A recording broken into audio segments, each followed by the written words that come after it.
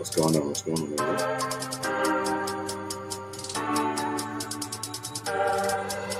Leroy Brown beats on the track.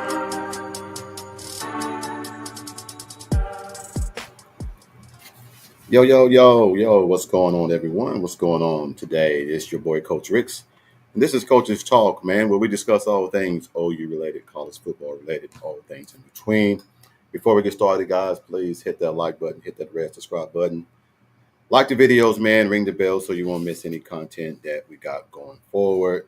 Today, man, we're just going to jump into a few more things, man. I was thinking about something that someone said to me, some reasons why Oklahoma will be dominant this year. And I thought, what's 10 reasons why Oklahoma will go 9-3 or better? That's just my take. Some people still think that Oklahoma's going to go 6-7, 7-5, 7-6, something like that, which is crazy. But what I really wanted to do, man, what's going on, Gridiron? What's going on? What's going on, Big Dog? Uh, hey, hey, Hey, TP, send me your link again, man. I want you to jump in on this one, man. I think it's gonna be me and you and Bishop. It's some things and some points I want to get across, man. And you are the right person to debate some of those topics and everything, man, and give your opinion. So if you can, send me your email again so I can send you the link so you can jump in with us and everything. Bishop should be here in a few seconds. But I had some comments, man, that was left in my DM and on some of the social media outlets that I subscribe to, man. And I just wanted to read those things. I think a lot of people, man, are really taking this Jim Nagy thing far left and far right. Bishop, did you get the link? I think I sent it to you. I'm hoping that you got it. What's going on, Twitter in Texas? Um, a lot of people, man, they are salty as hell, and a lot of them are OU fans.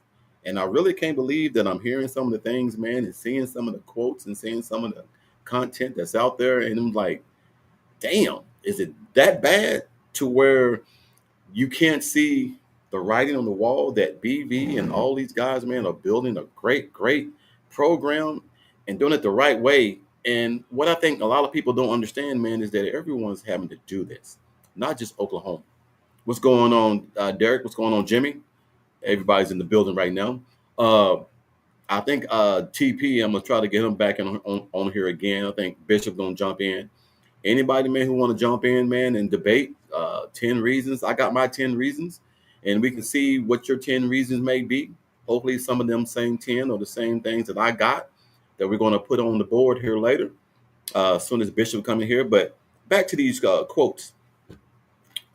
Derek says, it's mind blowing to me, Coach, that people can't see that we are actually ahead of the game. I think, man, people don't like change. They can't accept change. All right, thank you, TP. I'm gonna send this to you right quick. They can't see. They don't like change, man. I'm just being honest. I'm a person. I don't like change either. But if I have to change, have to adapt to a whole different atmosphere. If the college landfill is changing and I have to adapt to it, hey, that's easy for me and everything because sooner or later I'm gonna have to. Hold on, right quick. Let me send TP this invite so we can get him in here on here. Just bear with me right quick. All right, TP, man, I sent it to you. You should be getting it here in a second. All right. So some of the quotes that he said, check your email. Coach, check your email. Okay, I got it, TP. Bishop, did you get yours? I'm hoping that you did. Anyway, some of the comments were, we definitely accomplished an O-line class. I also like the Arbuckle hire. That was okay. How come nobody is talking about Hawkins at quarterback? Because they ain't over their Jackson Arnold bubble bust. This is not a good class. It's Venerable's worst, and we are ranked 17th behind USC. It's ridiculous to try to make the class great. It ain't got to be great. There are a lot of people that just don't understand. You don't have to be great, guys. You have to be decent. Last year, Oklahoma was not decent at all. We had lackluster offensive coordinator struggles. We had injuries. We had an offensive line, man, that we were juggling through. Here, this piece, one piece this week, one piece the next week. Going, it's just a lot of disarray, and I think a lot of people, man, need to take a step back, reevaluate everything that Oklahoma has done so far. Now, if Oklahoma didn't make no changes, the from the last of the from the last game till now, I can see some concern. But they've made great and drastic improvements on the offensive line, the offensive scheme, off the quarterback play, even adding off a true offensive coordinator, a true quarterback. And I'm not saying Jackson Arnold it wasn't a good quarterback. I think the scheme that he said email didn't make it. Guys, I apologize, man. I got to get this email to Bishop to get him on here right quick. So just bear with me, man. I should have had this done. I apologize for it. Let me make sure I get him here. So just bear with me right quick. Bishop. I sent TP his. All right.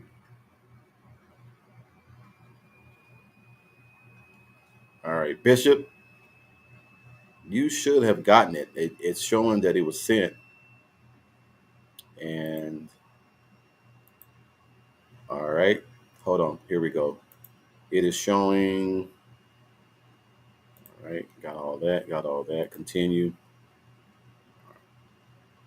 This is the first time this ever happened to me, guys. So I apologize for the delay. But I got to get my guys in here. All right. Bishop. Okay, we got Bishop in here. I'm going to send Dwayne one just in case he needs one as well. And then we'll get back on the topics and everything. So I apologize and everything, man, for the delay. I think this was the first time that I'm streaming live on TikTok as well and everything. I think I'm getting a little bit computer savvy to where I can do some of these things, man, and get a little bit more content out there to everyone. But TP, I think yours was sent. Now I'm just waiting for it to send Bishop's. All right, here we go, Bishop. It's sent. All right, it's sent, Bishop, so you should have it. All right. Anyway, now back to what we were talking about. Um, a lot of people, man, just feel like Oklahoma is supposed to be this great team. But a lot of people just don't understand, man, is that this is a process. This is a process that everybody in the landscape is going to have to do. Now, if, oh, he said, resend to me too? What the world is going on? Okay, hold on, guys. Okay. This is weird. All right. Let me go to sent. All right, sent. Is it showing that it's sent to you guys? Email, Gmail. Okay. Hold on, guys. All right. I got it open. All right. To Bishop. Got that. TP.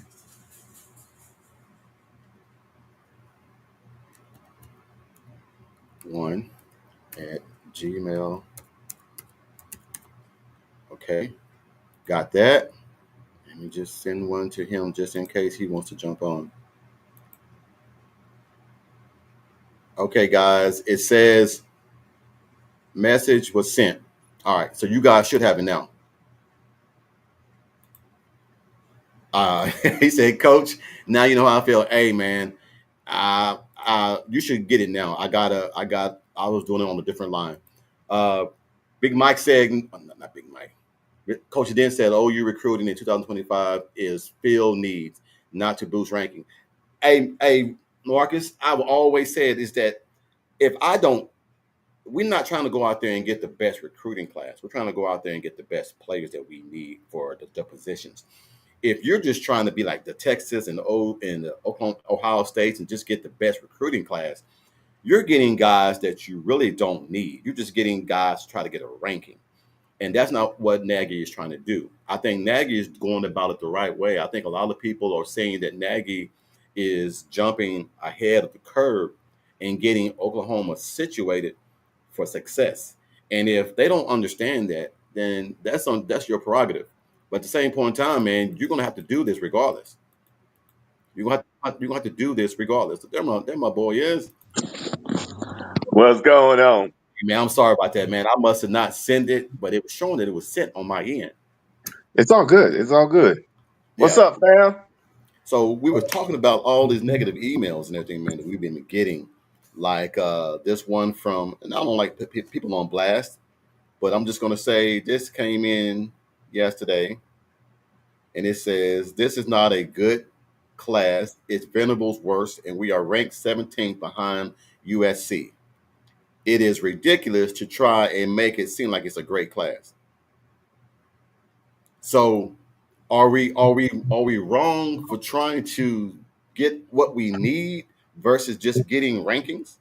Is that what it's about now? Just getting rankings and have the best ranking class, but then you don't have the spots that you need filled? Bro, I I don't understand where they're coming from because as is, we already have a strong nucleus. So all we're trying to do is add pieces to keep on the competitive depth. It's not like we need a lot of pieces. So I don't understand what they. I know they. What it is since we had such a bad year and then we're missing on some of the recruits, people are taking that as if we don't lost our mojo or something.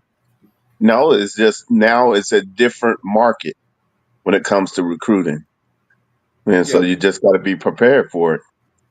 But T- we already had a nucleus, so we're just trying to add pieces, not try to add major pieces. TP, what's your thought on that, man? Okay. Uh, I think you're going to have to get some talent in the class of 26 just for the future. Unless, again, like I said before, you can ignore the class if you're going to be all in on rating in the transfer portal. Then you can ignore paying people, and if that's Nagy's strategy, I'm fine with that. But there's going to come a point where you're going to Where have to it's pay. cost you. Yeah.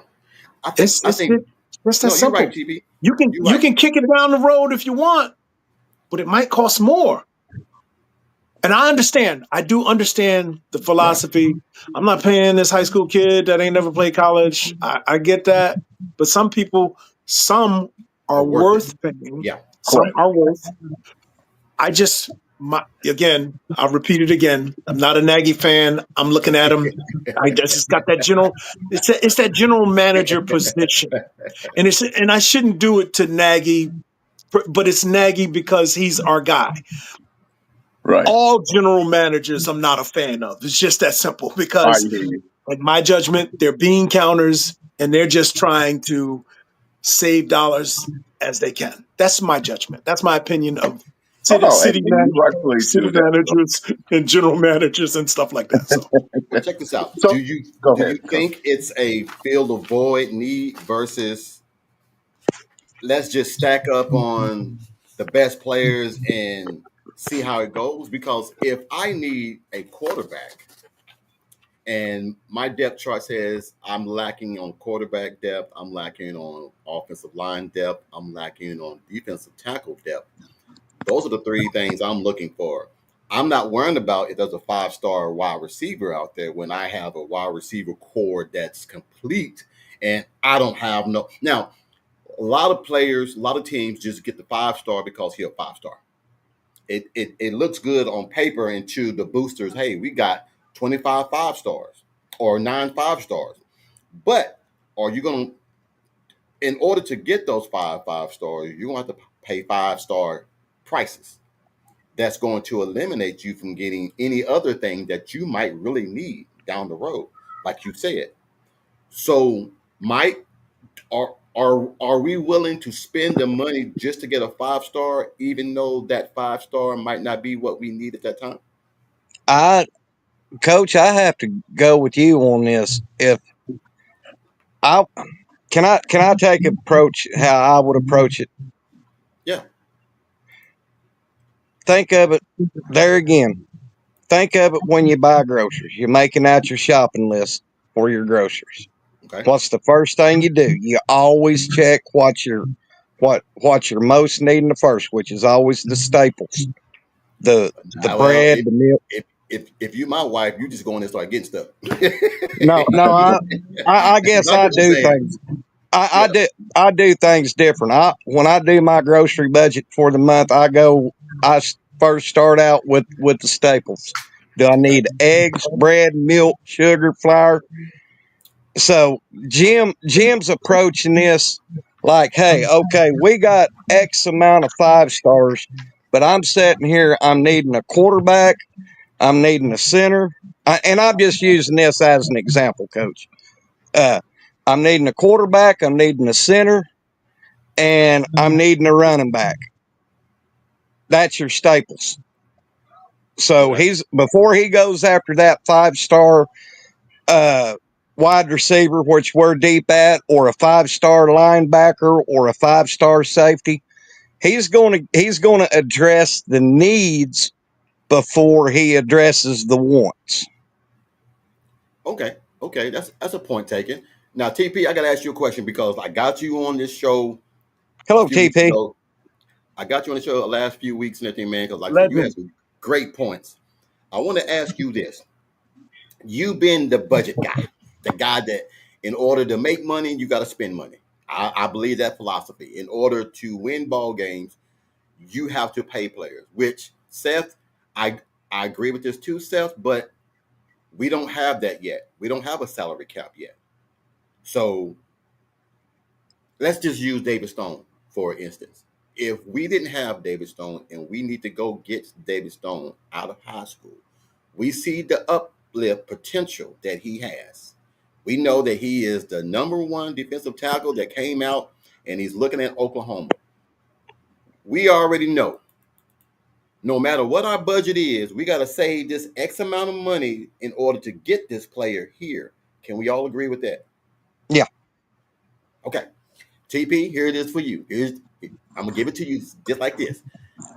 If you need David Stone and he wants to come to Oklahoma and you got to pay him that asinine amount, which is fine, but you need a quarterback, is it still okay to give that 5 star that money when you know you need a quarterback and you don't have the quarterback that you need?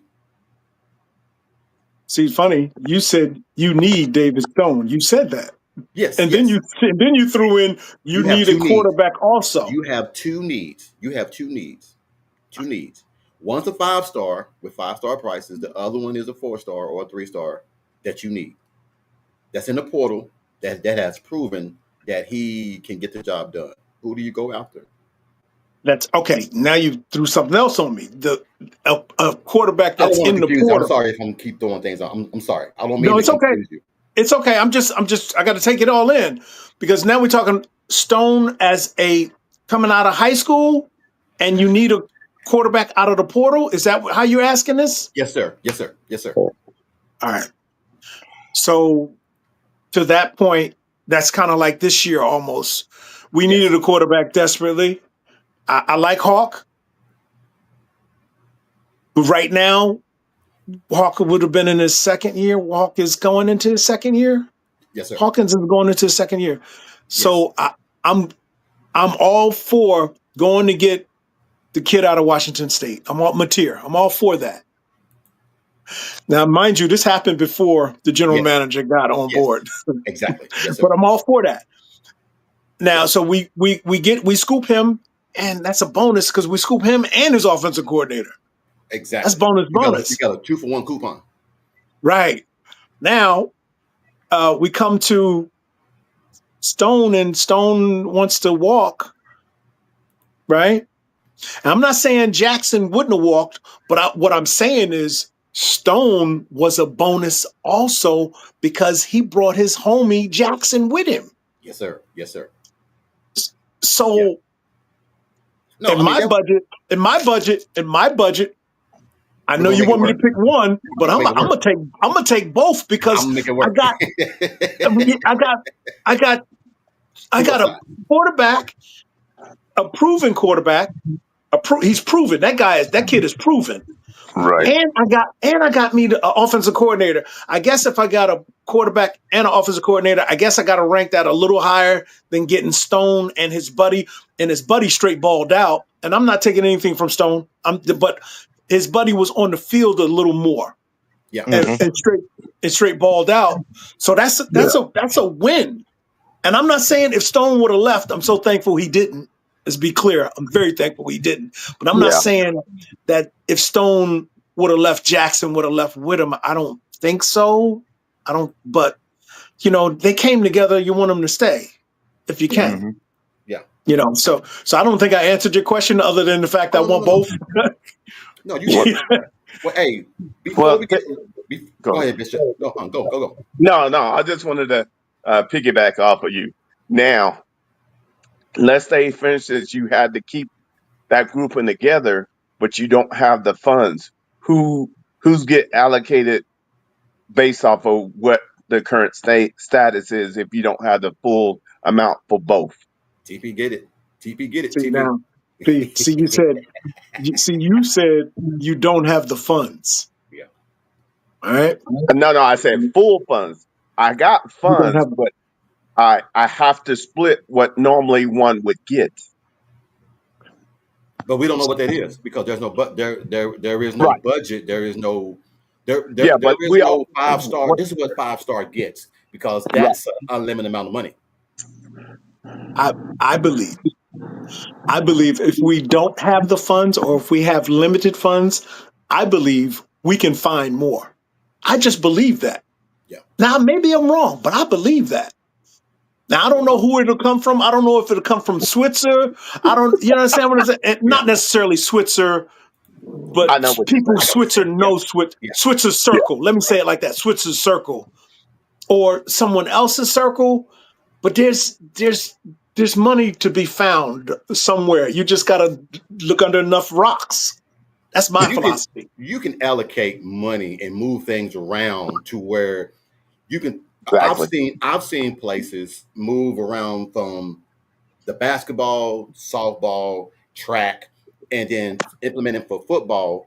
Then when you make that out of the year, you put that back. It's just like borrowing the money from different avenues in the program and then allocating it back there later on. You can do that right Yes, now because there is no budget. There is no guidelines to what you can, what you can't do yet. coach. Yes, sir. Coach. Yes, Gas sir. stations make a lot of money. That's all I'm gonna say. Whole lot of money. Hey, okay. The Hey. diesel, that diesel tractor trailer pull up with 50 gallons on both sides, 100 gallons on both sides. That's a lot of money, bro. I'm just, so I'm saying the rocks. You got to get up underneath them rocks and start looking. That's all. And I'm Now, not saying that they're not a major contributor. I'm not saying that. no. I So I'm No, mean, gonna tell you, they got a field out there. So this is but what see, that's where we're currently at. Is like Nagy has the new allocated money for those who still on the payroll that has to be annual up each year, plus portal, plus 5-star, 4-star recruits, and you still have that same money that you started off with. But now there's an emphasis on making sure you take care of your people first that's already been there and established. And see, before that wasn't really a big deal. Now it is. Didn't I read somewhere that Joe C cut some out of some employees out of unnecessary jobs a week or so ago? So that's going to open up more funds there too. Yeah, but that goes to other sports. He did that Oh, for that other sports. okay. I got it. But he Basketball. did get rid. He Yeah, did get rid of some unnecessary positions, for lack of a better term, well, here's another thing. before he retired. Nobody has said this, and I had a guy that was on social media that was on the SEC outlet. He said it. He said each SEC team gets $52.6 million in revenue sharing from the conference, just from the conference. So each team gets 52.6. The first year in transition in, Oklahoma and Texas only got 27.5. So 25.1, they didn't get like all these other teams that's been getting this money every single year from the conference. Oklahoma only got 27.5. So that Wow. 25.1, I don't know if it went to the Big 12 to get the buyout. I don't know what happened. But I know for a fact that Oklahoma and Texas had to pay the Big 12 something or give them something to let them out of the Big 12 conference uh, landscape. So now this year will be the first year Oklahoma gets that whole $52.6 million from the SEC. That will help when getting this. But look at it. If I've been in the SEC 10 years, and let's say I was getting 30, that means that's $300 million I would have gotten just from the conference just by having that SEC logo on my jersey. That's a lot of gas money, as TP said. That's a lot of gas. Okay. So with only getting half that budget year one, now going into year two, you get that full budget. I think things are going to start to change a little bit in the OU's favor. Yeah. Because I believe 52.6 is a hell of a lot better than 27.5. And Oh yeah. also the negative recruiting. I think we're fighting last year's debacle with the negative recruiting, and thus people not knowing exactly where OU is, but we do.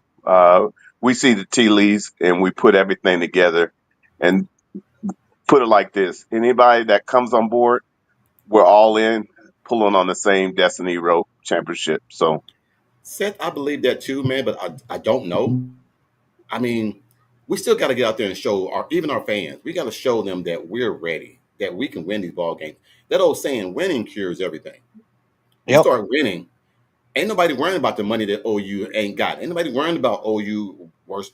If I've seen a team that had the number 15, 16 ranked off rankings, recruiting class, still win the championship. So it can be done with the right people in place. But to get to our topic of the day, 10 reasons why Oklahoma will be 9-3 or better. I put something together, wanted to see if you guys agree with it. And and I know TP's gonna be honest with me. He gonna look for potholes in anything that I say when it comes to certain things. But I like that because I want everybody to try to get their opinion across. So my number 10, and then we'll go across the board and find out what y'all's number 10 is. But my number 10 on why Oklahoma will be 9-3 or better is right here. Let me go ahead and put it on the board. Number 10, Oklahoma will face 8 teams with new quarterbacks. While facing a tough schedule, Oklahoma has the potential to be one of the surprising teams of the 2025 season with a revamped offense, it says a pure schedule, a pure schedule, and I cut it off. I don't know why I said pure schedule and everything. It must have went on someone else. But do we agree that Oklahoma might have the advantage over 18 because they have new quarterbacks that they're facing? Yep. Because let's not forget that we didn't lose a lot on defense. We only lost Downs, Stutzman, and Bowen, and we're bringing back the heart and core, soul and core of our defense back. yeah, So when you got an elite defense like OU's got, and you got 8 new quarterbacks, they're going to be on the menu. yeah. Right. Well, see that, and not only that is that last year we all kept saying if we had a comparable OC along with the quarterback and the quarterback coach, Yeah. things we could have picked up 2 to 3 more games. Hmm. Well, we have that now, and we got a defense that's another year smarter, wiser, and relentless, And and you can added add pieces. the 4 horsemen in there, Bishop. Yeah, and that 4 horsemen, you start looking at that, and you start understanding if we don't let our foot off the gas and we don't eat any poison throughout the season, this can be a memorable season. Period. Point blank. All right, TP, your thought? Yeah, I agree with this point 10. I really do. See Mhm. that defensive front line. I thought about what you said last show about how, because I'm concerned about the cornerbacks. I'm Yeah. concerned. Yes, sir. And you said that front four, and that front four is legit. That Halton, I went and watched a little bit of the Auburn Oh game. yeah. Oh That yeah. Halton, to Yes. be a big defensive tackle, He moved. he know how to be a problem on a pass rush. Yes, sir. You know, you think off the edge on a pass rush mostly, but this Halton's coming up the middle and finding his way in the middle, through the middle, which is because there was one play near the end of the game. Halton really caused the issue, and then our Mason Or Mason hit. Thomas came in later and smashed the quarterback, put him down. But Halton was there first. So yes, the defense 100% is going to be hunting on these new quarterbacks. 100%. There's no doubt in that. And plus Brent is in his element right now, Oh yes. calling the Thank you, TP. defense. Thank you. He's in his element, calling the defense. That's what he want to do. I know it's one thing. Ego is a real thing. When I say that, I'm talking about I want to be a head coach. And I'm not saying Brent is egotistical because I don't view him as that type of person. I view him as, man, dude, I'm in my element now. I'm about to scheme these things up on their behind. You know, I'm about to get after him. So him going back to defensive coordinator, we all got butthurt. I think, well, not all, but a few of us got butthurt when the kid went to West Virginia. Defensive coordinator. Yeah, Zach Alley. Okay, all right. We got a little. Oh man, how you gonna leave Oklahoma to go to West Virginia? Bro, one door closed, 10 others open. And the 10 others that open is Brent Venables being our defensive coordinator. So we won. I'll admit I got a little butt hurt, but then I looked up. Can you believe, TP, he did not recruit one single player his year here at OU? Yeah. I did not know that. And Yeah. that is hard to believe. Yeah. How is that possible? And check this out, fellas. Just think, we got Kevin Wilson on the other side. I just wondered if BV really saw that and like, okay, now I got Arbuckle and Kevin Wilson on that side. I can really get in my bag and focus on the defensive side and still be somewhat of the CEO, but have the experience and the help of Kevin Wilson fitting wherever he needs to be fitted. Hey, slow y'all roll. Y'all killing my list. Oh, my bad.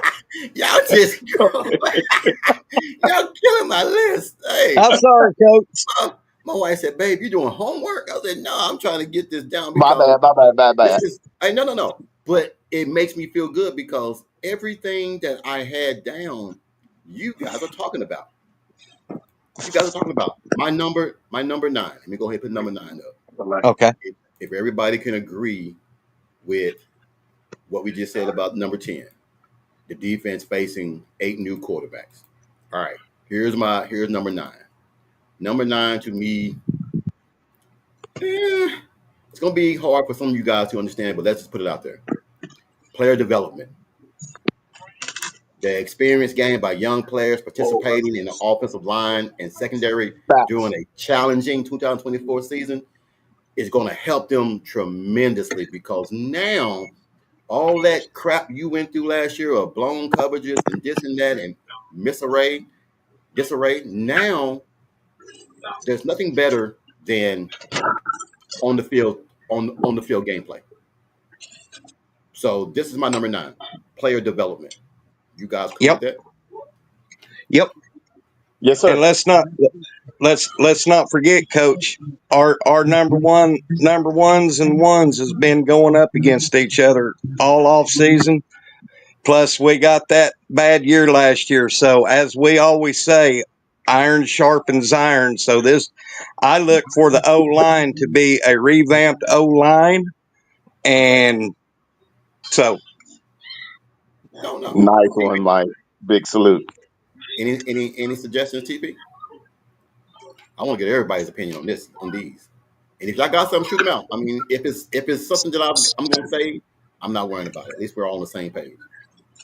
It's funny, player development. That's again right up Brent Venables' alley. That's up. offensive line coach. Yes. That's his. We got a bunch of teachers. We really do. Yes, sir. Booyah. So that's plus plus. So I can understand. I wanted to say this earlier. I can understand when Nagy says, "I want my own developmental grading." Yeah. I respect that because, like you said, what about these kids that don't have the money to go to these camps and stuff Yeah. like that? Yeah. So I understand that. I think I said my issue with Nagy really is seeming to not want to pay, and the fact that he's a general manager in general. That's a thing for me. Let me ask you. I got one quick question to help. I need your help, Coach, with understanding how they do it today, far as assistant coaches. Do they just look at that huddle tape, or do they actually go to a game, or They do go to game. they look at a whole game film? They look at All of the above. in order to get them interested. They look at the huddle, and then after the huddle, I'll send someone. Let's say if a coach reaches out to me and say, "Hey, I got this kid, and he needs to be amongst other great players to elevate him." They'll send me the footage, and then if Yeah. I can't use them on my team, I know coaches that can in the higher. I think we were in 6A, and he was in 3A, but he was a great talent. And what we did, we brought him up. And the way it goes is I'll send a coach out or an assistant out to go look at him live. And then he'll let me know, hey, this kid is someone that we need to keep an eye on. So what we do is I send that coach, hey, I'm gonna give you this. I need footage on him every week. I need to know his weaknesses, his strengths, what's like in the classroom. What kind of person is he? How's Right. he mom and dad? What does he do away from school? Those are all the things that come into play when a school is looking at you. They're not just looking at the attributes and everything on the field. They're looking at also what's off the field. Is this kid a problem that we're going to inherit? If that's the case, you keep that over there. So that's how that Hey, works. hey, Yeah. Coach, Thank you. Thank you can I for the bring up an clarification. interest? Can I Uh, bring up an Oh, go ahead, Bishop. yeah. When I was at Borgate Catholic as a defensive coordinator, I had a freshman that ended up being what by the time he graduated a valedictorian. So his football IQ How was cool. way above his actual playing grade. So when we brought him up, we knew we needed to implement him, but understand it goes back to you have to evaluate and really understand who you're dealing with and how much can you put on them that they can handle and be effective. That's all I want to add. Go ahead, Mike. Uh, Mike. as far as player development goes, and TP will probably remember this. Do y'all remember that year Barry Switzer had that big blue chip recruiting with Billy Sims, Kenny King, Tom Lott, and about 5 or 6 others? Well, there was a young man from Tyler, Texas, well, outside of Tyler, in a little country hick town. That what, and they didn't do stars back then. They called them blue chips, but he turned out to be one of the best linebackers in OU football history, and that's George Cumby. I didn't know that. You know, see, you're right. I don't remember the recruiting stages of Billy Sims because I come 2 years later. But what I do remember Cumby. I do remember Cumby, and he was excellent. He was outstanding. But I think he started as a fullback, right? Yeah, they Yeah, was going I to believe use so. they was going to use him as a Yeah. fullback, and then Switzer said, "Hey, this guy can lay the wood." And at that Yes. time, Larry Lacewell was the defensive coordinator, and Larry said, "Hey, let's try him out at linebacker." Facts. And Facts. he moved from fullback to linebacker, and God, what a move! Speaking of laying the wood, go back and watch the Florida State Oklahoma Orange Bowl, the very first one. Yeah, the first one when Billy Sims was a senior, and the touchdown on the J.C. Watts pitches it to Billy Sims. Everybody is enamored with J.C. Watts and the ball handling and the pitch. But the play I showed my coworker the other day, the part of the play I showed my coworker was Overstreet laying somebody clear out. And if you ever see a picture of it, Overstreet is laying on top of the guy like this. The guy is flattened, and And KB. Overstreet's on this, and Billy Sims running up the sideline. It's just for the wishbone aficionados that want to see a good how the good wishbone play works. Yeah. Well, hey, Jason's in the room, man. So what's up, Jason? Hey, man, welcome back, man. I hope you get that jet lag What's out up, of Jason? you got that little jet lag. All right. We're number eight. Number eight reason Number why 8. Oklahoma will be 9-3 or better is what everybody's been waiting for. This is the main reason why I feel like Oklahoma will be that way. The coaching changes. Jim Yep. Nagy, Wes Goodwin, Kevin Wilson, and Ben Arbuckle as Oklahoma's offensive coordinator Second beyond. to none. So just those guys alone, like you just said, TP, we have teachers that are teaching. I don't care what kind of coach I am. Above all, I am a technique kind of guy. I don't give a damn how good you are. I don't care how special you are, how fast you are. If you don't have proper technique, it ain't gonna work. And I have a lot of kids coming here, and I think a lot of kids' parents kill them sometimes because I have a lot of dads that are coaches that can't let go of their son now. You are a high school coach. Now Wow. Preach. now your son's in college. You got to stop coaching your son. You can be Yep. there for him, but there are levels to this. What you did in high school won't work in college as a whole, because that's the best of the best. And so, if you don't fight parents and let these coaches coach, it is a great thing for Oklahoma. Oklahoma has a great coaching staff right now. So that's my number eight on why Oklahoma will have a 9-3 or better season. What do you I guys think? agree. I agree, Coach. And I'll tell you what, we can just think about what you just said fundamentals, technique. It not only applies to football, it applies to everything that we do in life as our vocation, as our hobbies. We can have all the talent in the world of being a good guitarist. I'm just using my music as an example. You can have all that, but if you don't have the fundamentals and the proper technique, you don't have crap. So this coaching staff, and coach, this is the first time I've seen this in a long time. They are out there. They're finally teaching people how to tackle and stay and wrap their arms I around hand them and tackle take the like Jenkins. sucker to the ground. Facts. You know what, Mike? I'm glad you brought that up, man. I'm tired of this diving at ankles and all this, man. What happened to meeting the guy in the chest, wrapping up, putting your hands around him, locking and bringing him down? It's just a lot of people want to get that big old ooh ah, but that ooh and Yeah, ah will against a big guy, it's gonna get your ass left in the dirt. Facts. you pull that sucker in like a mama breastfeeding her child and take him Here we to the go. ground. Here we go. Hey, all you tell you talking into a defensive coordinator's ears.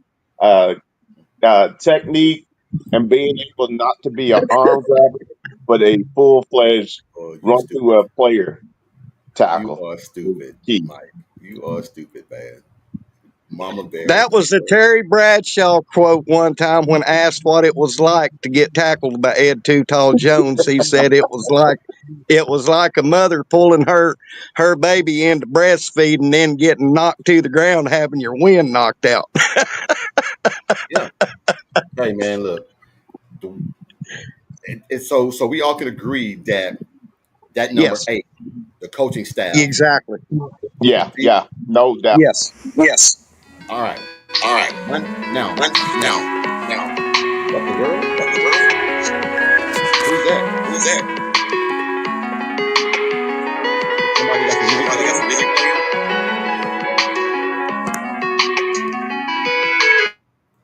Bishop, that's yours. That's Bishop's. Bishop's over there having a good time over there playing that music. He crapped this. Okay, But yeah, okay. yes, coach. I don't Yeah, know what. you're not your number 8 was spot on, brother. All right, number seven. Number seven. The reason why Oklahoma will be 9-3 or better to me. Number seven has to be some of their toughest games are going to be at home. Home field Yeah. advantage. The Sooners play in a challenging conference, but they will have the home field advantage in several key matchups. Auburn, Missouri, Texas will be on at the Red River in Dallas, but I think there are a lot of other key games. LSU will be in Norman. I think that Hmm. will be one of the main reasons why Oklahoma will have a good advantage on some of these teams if they're playing at home. What's your thought on that, Mike and TV? Yes, yes. I mean, if you look back, coach, I don't care how bad we suck. Norman, Oklahoma is a difficult place to win at because you got over 80,000 screaming fans, and we're starting to get loud again. If you haven't noticed, we're starting to get rowdy like we did in the 2000 in that 2000 run. Yeah. But Norman, Oklahoma is a very, very difficult place to play because that seems we might lose by 3 or 7 points, but by gosh, we always we protect that house. Oh yeah. Well, I mean, everybody. TP, what's your thought? Do you think that that's a factor, home field advantage?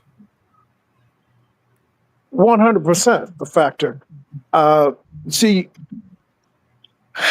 I think piggybacking off of what Legend just said, I think we did get kind of not as rabid, a little more laid back at home,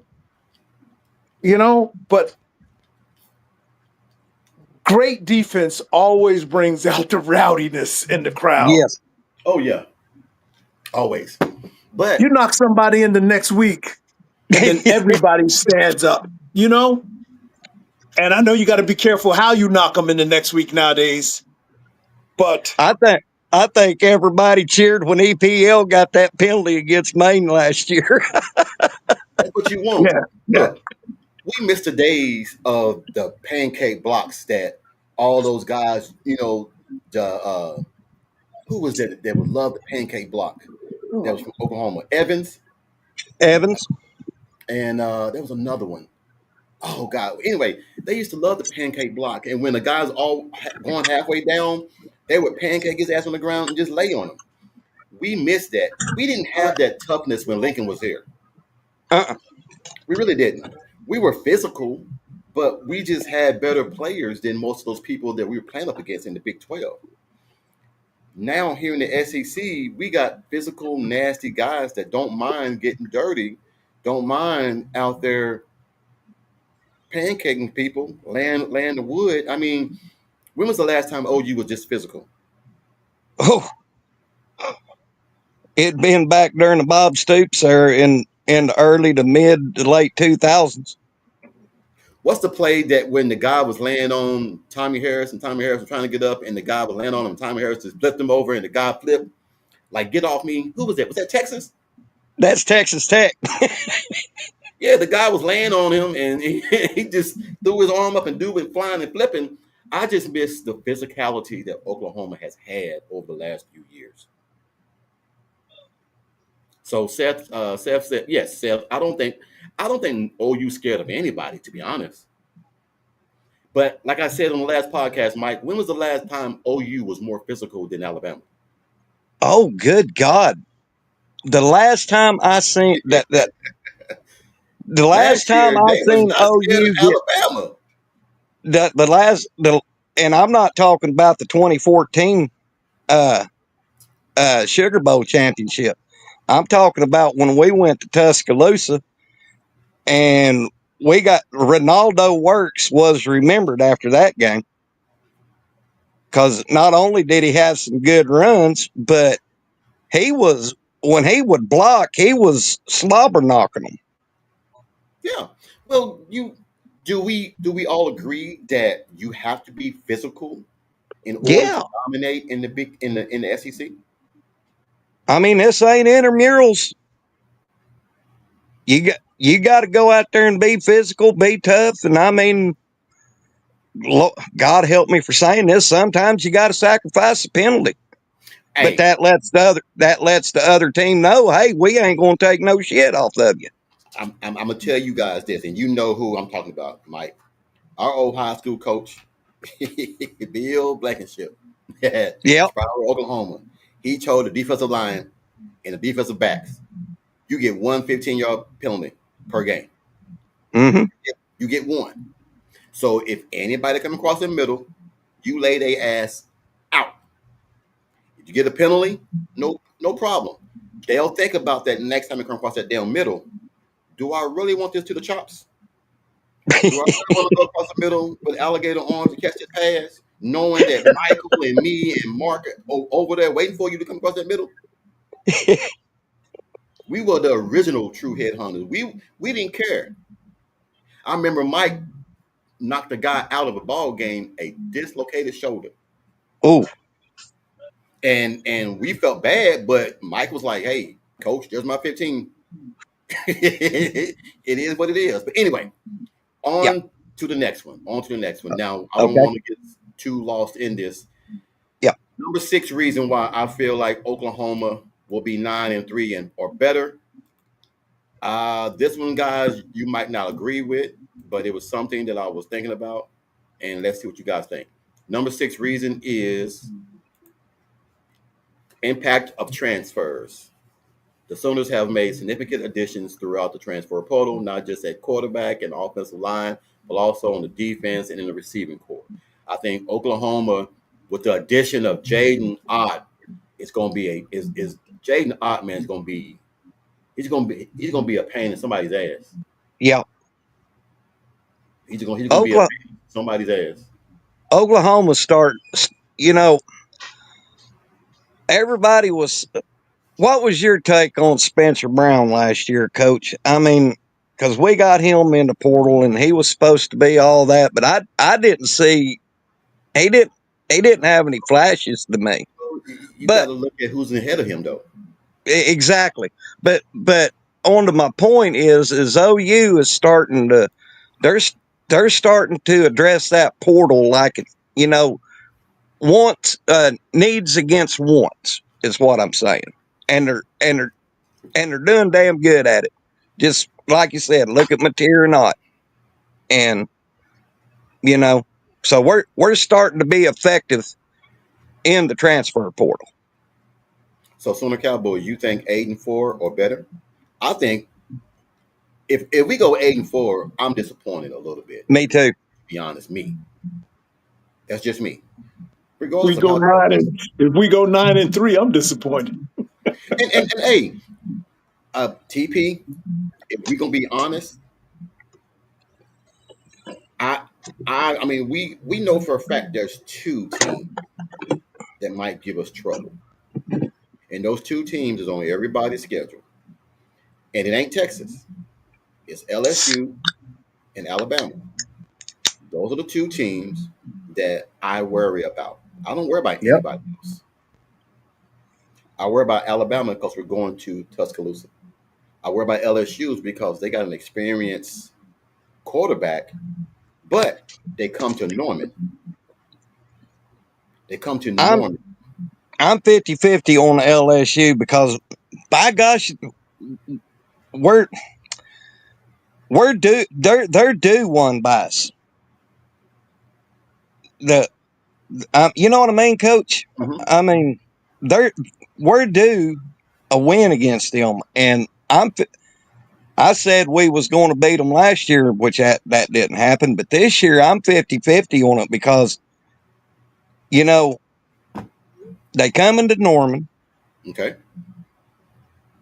and we got most of our providing. Knock on wood, knock on wood, knock on wood, knock on wood. Uh, we'll have most of our key players. So I'm 50-50 on the LSU game. TP, what about you? LSU game is home, so I expect to win. Mm-hmm. I'm concerned. My only concern, like I said, 11-1 is my pick. My only concern is going to Tuscaloosa. Now, I remember now that. that now that I said that, because my one of my coworkers is from Tuscaloosa, and if I cut him open, an Alabama helmet gonna fall out of him. So, but I said to him the other day, I said, "Man, we coming to y'all That's place, true, Jason. and that's homecoming for y'all. That ain't right. You're supposed to schedule a scrub for homecoming. I think that's Bama's homecoming when we show up that day. I And believe. Jason is right on his comment. Spencer Brown graded higher than anyone on the O line against Bama, Mizzou, and LSU. So I Sometimes, forgot man, about that. I'm getting old. I'm getting old timers disease. no, when you come into a new place, man, sometimes it takes a little bit more time for you to register before you to get it. Yeah. And he's had time to come in and step behind some great guys that's on the offensive line. So I think that he's going to be a great addition this year. Mm-hmm. We're going, we're going to need all those muscles up front on everybody this year because So back. I'm yes, sorry. sir. Go ahead, Go, coach. go, TP. I was going to say back to the point of the transfers, and Yes, sir. I in particular, Yes, sir. I watched some of his tape, not from last year, the year before when he was healthy. Yeah. He's got that acceleration. He's got that. If you give him just a little seam, he gonna bump his head on the goalpost, and we haven't had that in the backfield in a little bit. We just had that threat to take it to the house. I've been down on the backfield, but I'm not down on the backfield anymore. That's why I keep asking about this true freshman, and he probably won't play. But that Blaylock speed is special. And Ott has that gear. I don't think he's as fast as Blaylock, but he has that gear where you watch the film, he's not getting caught too much. No. And that's big. That's big. That helps. That helps just everything. That really does. Jason and Shotty brought up a point, and I pay attention to this on running backs now. Shotty and Jason always says that when you're looking at a running back, look how fast he's eating up them hash marks like Pac-Man, and that'll tell you how fast a running back is. Oh yeah. And Torrey Blaylock and Ott, when you watch them run, and you see them hash marks quickly disappearing, you're thinking, God Almighty. Yeah. I mean, hey, Bishop, you all right? Everything good? Yeah, mom's at her sister. She needed a little something, something. We're good. Okay. Okay. All right. Just wanted to make sure that everything's all right. All right. So I'm gonna let you talk about the number six reason. Number six reason, everything, the talented transfers that we got in the transfer portal, mainly Jaden Ott. Also, John Mateer would be in that as well. We've added a lot of depth, a lot of good guys out of that transfer portal. We went and got what we needed, not what we want. And I think that's a good thing for us to get what we need, not what we want. So I wanted to get your comment on that, Bishop, before we move on to number Sure. five. Yeah, I was just gonna say, in this time and age, you can't have any loose money on the sideline. That's all I want to do. Everybody has to contribute, and you want to use majority of your budget has to be on the field. Okay. All right. All right, guys. We're going to move on to the number five reason why I feel like Oklahoma will be 9-3 or better. Now, this is one that everybody should have on their list. You can have it anyway from 1 to 5, 1 to 10, or whatever. Oklahoma has one of the talented linebackers corps, not only in the SEC, but in the country. Oklahoma boasts a deep and talented linebackers core. Players like Kobe McKenzie, Kip Lewis, and Samuel Amasigo, along with additions like Kendall Daniels, Kendall Doby. So when you have playmakers like that, do we feel like now I know we can nobody replace Stutzman. Stutzman was there for 4 years and had almost every record that they could be had. Are we worried about the linebacker core? No, No, Not for me. No, sir. No. Can I No, sir. say something about Kip? And everybody's going to make fun of me. What's that? I watched, what was it, late last week, middle last week. I sat there and watched tape videos on Kip. And he reminds me of somebody that we never mentioned. Not an old Sooner either. A Sooner that played for Bob Stoops, Rufus Alexander. I just watched that A&M game. I just watched that A&M game the other night. Hey, there's some games that A&M fans don't watch. That's one of them. And that's 77 to 0. They bypass that tape like it's the plague. We don't. Hey, that game got kind of embarrassing, man. I kind of felt bad for him, and it's bad when the coach tells you we're trying not to score. That's Ain't no bad. fun when The the brother game, has it done. the game I watched the other night, it was a close game, and Alexander actually, I believe it was Alexander, the linebacker, picked it off and ran it back for a touchdown, and that was the winning score. 42. Mm-hmm. Yeah. He's not number 42. I'm sorry. Help me out, legend. Yeah, Was it Rufus 42 You know, match? I forgot. It was 42. I'm not a player's number watcher. Names, it's name with me. Yeah, that was his number. Rufus was number 42. The game I'm referring to is the game from 2000. Oh, that was Lawrence Marshall that picked that off. Thank you. I'm sorry, Marshall. Thank you. Number 10. It was Marshall. Number 10. Yes, number 10. Okay. Yes. Thank you. All right. Yeah, there it is right there. I believe he's talking about Torrance Marshall. Hey, Derek gonna be on it. Derek gonna be on it. Derek is another legend. Anything you want to know about Oklahoma, you can add Derek. He'll tell you. But like I said, Coach, I know a lot of people don't like comparisons, but I'm sitting there watching Kip and how he hits, how his nose for the ball, his vertical and lateral movements, his all around what we call football sense. I was like, damn, that is so Rufus Alexander-esque. And he's my old, because I love me some Rufus. I love me some Rufus. Well, do we think and everything that we need? Well, this next one is going to change the whole landscape when I go to number 4. But one more thing on the linebacker core. Yeah. Would we be okay moving Kendall Daniels down there, the linebacker, or Cheetah? I'd say have him in the rotation. Yeah, that's what. Good choice, Mike. Okay. All right. Number 4 reason why Oklahoma will be 9-3 or better. The one thing that everybody's been waiting for. Oklahoma has defensive strength.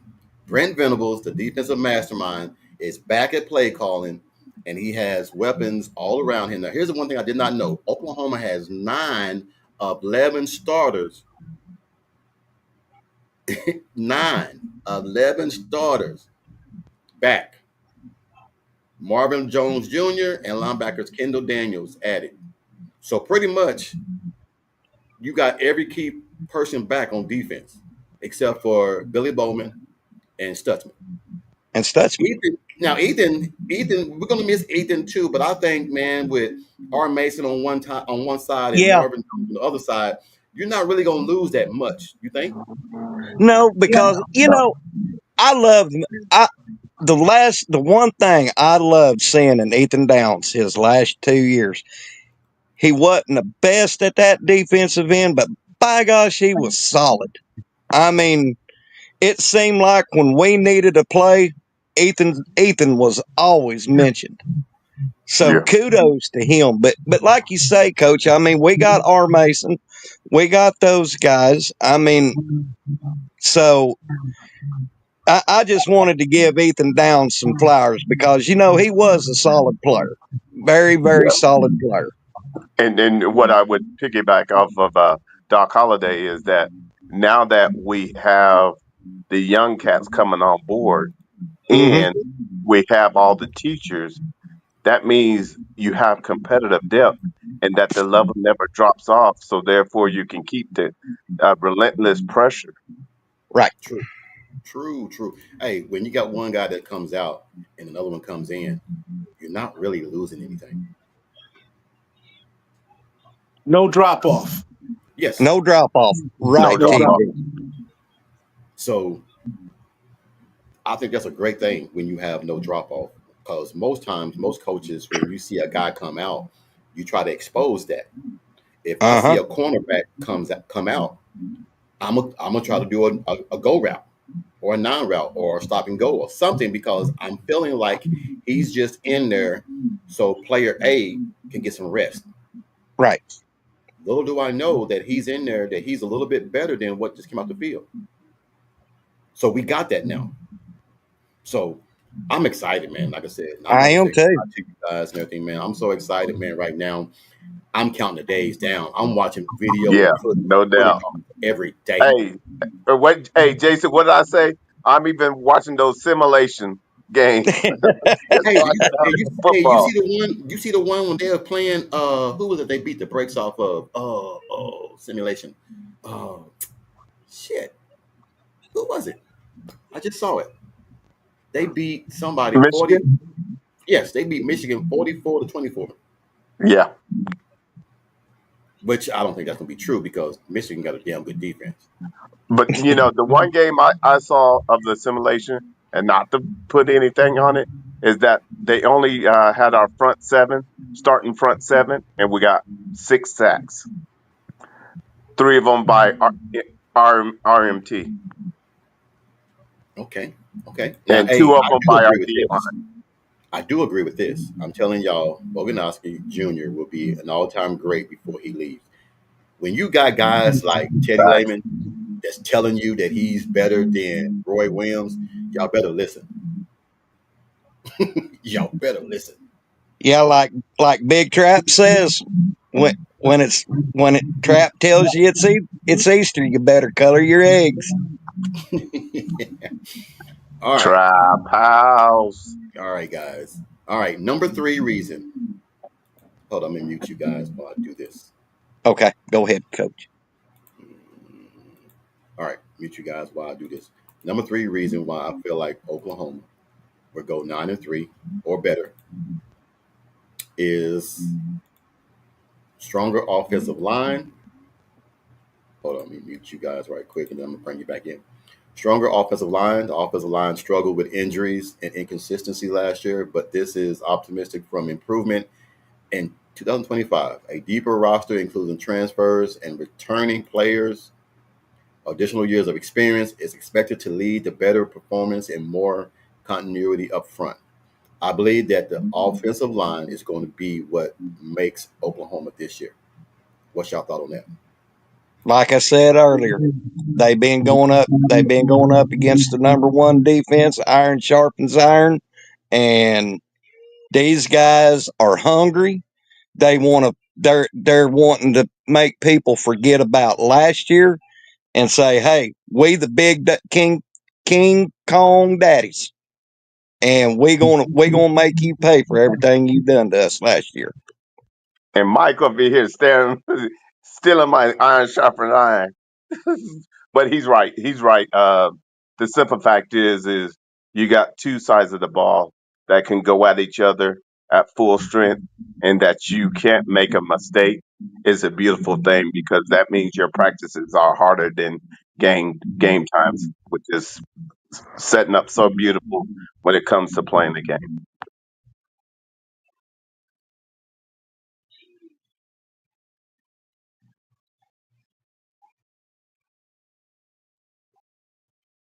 Is Muted. TP, Okay. TP? Okay. Yeah. Overall, like I said, my expectations is 11-1, and so when you're going through this list, I'm like, I'm in agreement with everything you've laid out so far. No, really, because I think I haven't seen 2-1 yet, but yes, I see that. Yes, 100%. I see that. So, Coach, you laid it out very well tonight. And I just don't. Appreciate that. I appreciate that. I Get my homework. expect. I just expect. I expect this season to be really, really good. I mean, we got what was hurting us last year? Injuries. Lack of offensive talent due to we know the cause. I think it's. I Well, think we can say scheme. that A also. lack of Yes, a sir. lack of a scheme. Okay. All right. Yes, sir. Yes, sir. Now, is it because was the scheme so poor because he just couldn't overcome what he lost, or was the scheme so poor because he just you know don't struggles at dialing stuff up? I don't know. Either His, way, it wasn't good. his scheme was trash because he lied on his resume. He wasn't a true OC. He Okay. was a head All right. coach. He was a head Okay. coach. And I think Graham Harold and everything was the person and everything that really helped him out when he was at North Texas. Yes, sir. If I'm lying, I don't. I'm just saying that's what I've read. That's what I've been told. So I can be. I've been an OC first, then I became a head coach. I didn't go backwards. So, oh yeah, he lied on his resume. Hell yeah, he lied on his resume. He wasn't no damn OC. With that trash he had on the offense, that was garbage. I'm a high school coach, and we were calling plays during halftime that you can run that would definitely work in that game. And I don't know what the hell he did at LSU. That game was garbage. The play when the offensive lineman all laid down and rolled around, And play dead. bruh, Hey, look, bruh, bro. bruh, Don't get me on that. Cause hey man, bruh. hey, And let's hey, not forget a 230-pound tight end blocking a 325-pound defensive end at Ole Miss. don't get me on that Yeah, shit, man. yeah, yeah, Y'all poured it on thick now. yeah. Hey, my mom always says the Bible said, "Thou shalt not lie." I ain't lying. Yes, It was sir. garbage. It was garbage. And I just read the comment. I looked at the screen and read the comment. Jason killing me and Bishop because we being messy about 11-1. No, Jason, it's 11-1 is what it is. Hey, Hey, you. by this list, hey, keep watching this list. You keep adding to that 11-1. That's right. Y'all crazy. All right. Number two, since TV said he's agreed with me with everything so far. He So hasn't far, seen my 2-1 yet. All right, so I'm gonna mute you guys right quick, and I'm gonna give you guys my 2-1. My two. My number two reason of why I feel like Oklahoma is going to be 9-3 or better is a definite revamped offensive scheme. The hiring of a new offensive coordinator, Ben Arbuckle, also with Washington State, is expected to be a fresh approach to the offense. Not only that, he brought his quarterback and he brought his quarterback coach. I think those things right there, along with Kevin Wilson, is going to put so much offensive schemes. You have a schemes that was from when he was at Texas, a scheme for when he was at Ohio State, a scheme for when he was at Indiana, a scheme for when he was at Oklahoma. And he's adding all of that to go with Ben Arbuckle, who is a young version of Lincoln Riley with a better attitude. I think that this offense is going to be scary as hell this year. And And let's not forget, Coach, Ben Arbuckle will not go under shotgun at the 1 foot freaking line. Oh, he He better gonna go. go under No, center. no. He will be going under center. You said he That's won't what be. I'm saying. We won't see no more shotgun snaps on the 1 foot line in deep in our own territory. He'll go under center. I mean, think about the Navy game. He was so pissed off at Joe John Finley and his play calling, he chunked his headset. You know what I would do if I was on the 1 yard line? Honestly, I would Go ahead, bring Coach. Eddie Pierre Louis in it at Wildcat and Yep. give him the damn ball. Yep. Stop that Let big me ask booger you. running. Yes, sir. Let me ask a question, Coach. You don't think X can get it done In the from the Wildcat. 1 yard line? Oh yeah. I Any don't of them. care if you hand it. I don't care if you hand it to X. Pitch it to. Well, I don't want to pitch it to him. I want to run straight ahead in between the tackles with X, and I'm pretty sure X gonna get me that 1 yard that we needed. That old saying, X gonna give it to you. Yes, he gonna give it to you. That Yeah, that's what I was about to say. Hey, Man, tell I my son. want to be on the 1 yard line. They start playing DMX. X gonna give it to you before he gets the ball. That'll be gangster. yeah, yeah. that'll be X gonna give it to you, and then he score. Yes, sir. There he is. Where the Oh hood, Lord. where the hood, where the hood Oh, at? oh Lord. Now Rick's being messy. What am I being messy about? I just look. I remember back when Georgia used to bring in their big defensive tackles Yep. to block. To block. I'm not trying to say be Sark because Sark can't do it. He is over No. 4 on the 1 yard line. I'm not saying be Texas. I'm just Oh, that's saying right. get physical, nasty. I'm coming down your throat. Here it is. Take it or leave it. And hell, let's not mix words here. Could anybody stop the William the Refrigerator Perry when McMahon would hand him the ball at the 5 yard Eddie end? P. No. Louis. Eddie P. Louis.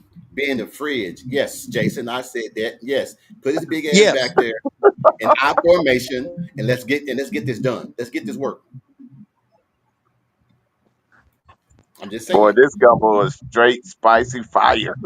Jason said stop. Okay. All right. All right. All right. All right. My number one reason, if you guys can, you guys pretty much know what my number one reason is. Number one reason why Oklahoma will be 9-1, 9-3 or better is for this reason right here. And I'm pretty sure you guys know. Oh, come on. Let's go. Number one reason, improved quarterback play. The Sooners have a new starting quarterback in John Mateer, a transfer from Washington State, who put up big numbers last season, throwing for 4,000 yards and 44 touchdowns. While competition level was lower, expectations are high of his performance. The second year as a starter, especially for more talent around him. I think that he's going to have the best talent he's ever had around him. You don't got donkeys no more. You got thoroughbred. You got quarter horse. Quarter horses. So that's my number one reason why I feel like Oklahoma is going to be 9-3 or better. 11-1. 11-1. 11-1. That's right, Jason. 11-1, bro. 11-1, Jason. Thank you, Coach Rick. This one I must agree with. Thank you, Jason. I appreciate it. Number one, I worked hard on this list, man, and to see that TP agreed with me on most of them is astonishing because we always argue. Well, we don't No, argue. that's not the We case, debate. Coach. That's not the case. We have a big disagreement about paying people. I'm on a budget. Big disagreement. I'm on a budget. I'm on a budget. Understood. And you don't like penny pitchers. Yeah. Understood. And I agree. Coach, you've been preaching to the choir about this since the whole off season. I mean, to piggyback off of you, I mean, Mateer he ain't working with miniature jackasses now. He's got some purebred quarter horses, and you know he's never had this kind of talent around him, and not just with the wide receivers, running backs, offensive line. I mean, he's got it all, and I look for. I'm going to go ahead and say it. I'm not saying Heisman Trophy, but I look for him to put up way bigger numbers than he did last year. Way bigger numbers. Well, here's the thing. Oh, I just got an email in. Hold on right quick. Let me read this email right quick. It's from Dwayne. Dwayne says, "What's up, Coach Ricks? I'm sorry I wasn't able to make it. I got busy at work. I'm looking at the broadcast now. I just can't wait till the season starts People at my barbershop, they were giving me grief about Oklahoma. I know we are going to be kicking butt and taking names. As Bishop says, the receipts will be coming due. By the way, my wife started cleaning my side of the shed. I just got my NBA trophy Friday. Here's the picture. He sent me a picture of the OKC championship replica that he received in. So, oh my goodness, I've done something good in my life because look who just jumped in the building. Y'all What's messy going on, big asses. dog? Y'all all messy and shit. What's going on, big dog? What's up, fellas? How we doing? How we doing? Jason. Hey, Good Jason. to see you I feel guys. honored, man. TP, man, has been giving me all kind of good compliments because of this list. I feel pretty proud about myself. Well, there you go. Pretty He proud. doesn't. He Pretty doesn't proud. usually agree with us much. No, man, we have a It's good just the debate. money. It's just the money thing that I don't agree with you guys with. It's the money thing. Hey, man, I told you, man, we're on the budget. We gotta get that budget under control. That's all. We were trying to talk about that the other day too. I feel the same way about that budget part, but it is what it is. I think that all this worry about the recruiting class and stuff that'll all work itself out especially they go 11-1. You know, Hey, that'll hey, work hey, if itself they go right on out. 11-1, boy, TP and Bishop is not gonna let us live that down, man. 11-1. Oh Hey, yeah. Oh well, we're gonna talk about you for real. hey, let me tell you something. If they go 11-1, if they go 11-1, I'm gonna tell you this: you ain't gonna have to worry about them spending damn money on people. Nope. Nope. Yeah, You yeah, can be you're getting right about discounts. that. You can be getting Would I You're right discounts. about that. would I be hard pressed to say we go 11-1 that you would possibly see recruits flipping from their commitments coming to OU? Yep, Possible. absolutely, Yeah. absolutely. I Possible. think that. Hey, listen, guys, and I'll just say this: I think a lot of people are thinking about this. You got to, when it comes to these recruits, think about where they're flipping to, or where they're headed to instead of Oklahoma. Think about these. We're talking about programs that are in deep shit. I mean, look, Oklahoma's got. I mean, look, we can argue all day about how much heat BV's really in, right? We could do that, but Wisconsin, Rutgers, Okie Light, these dudes are really these are programs that are seriously in need of help and are desperate for it and are go double the price at what Oklahoma's at. So if they were going to another good program, I'd worry about the recruiting, the way that they're recruiting, right? In the how they're going about it. They're not going to those programs. They're going to these programs that they are clearly about money only. If you're going to pick money at Rutgers or Wisconsin over what's going on at Oklahoma, then that tells me a lot about what is your major factor for a school that you're picking. If that's the case, you probably don't want the dude. True. True. Hold on, TP. Hold on, TP And, wants to say and I'm something. cool with money. Don't give me, you know as well as anybody, TP, that I am okay with these guys making money. So it ain't like that. But it can't just be about money. Go ahead. I'm shutting All up. right, TP, go ahead. I live in New Jersey. We can't lose anybody to Rutgers, dog.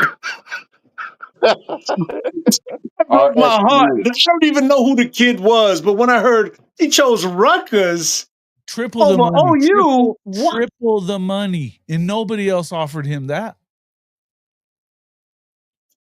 But there it is. Well, there it is. I mean, I guess Yeah. how you in your right mind and choose Rutgers over OU? Yeah, he chose money over winning for damn sure. It's Rutgers.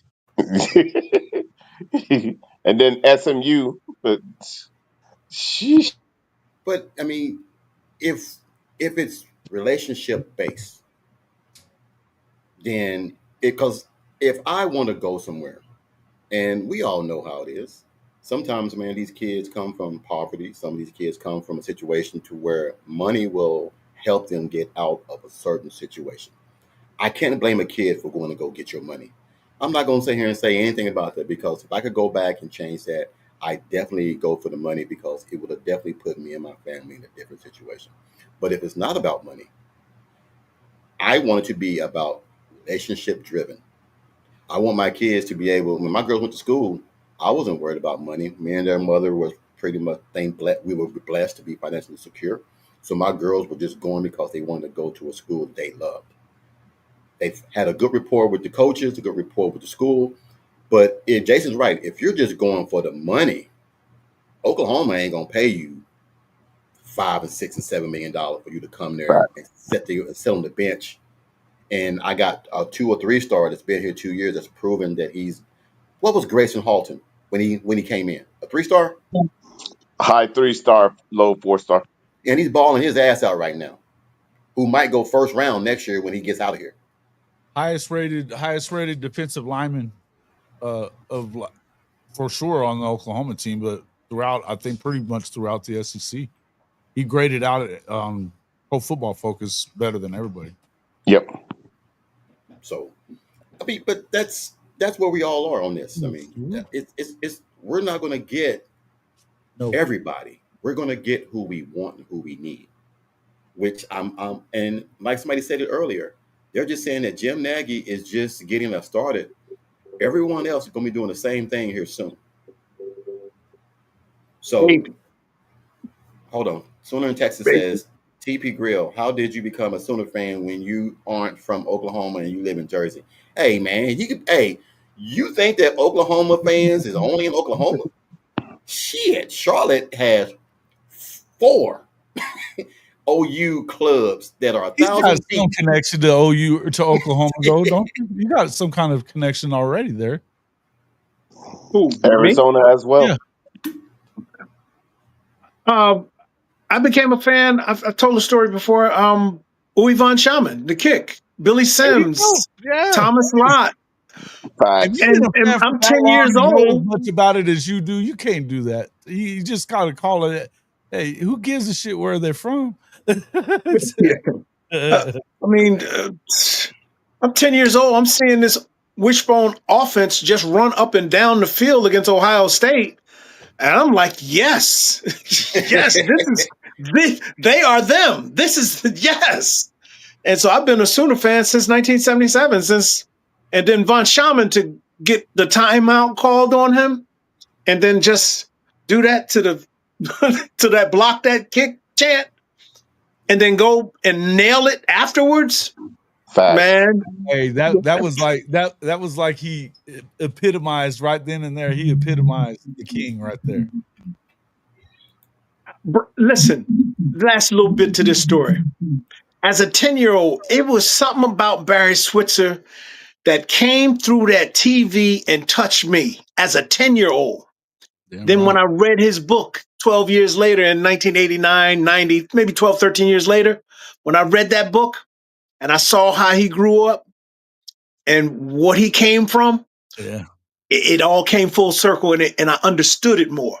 I just understood more of how this man could go into certain households and be like, okay, right at home.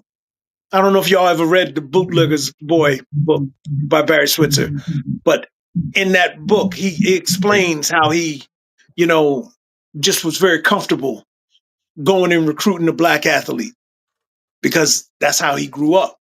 And so I was like, that's what came through that TV on me when I was 10, 11, 12, like in Oklahoma. It was something about Switzer that just came through the TV screen to me.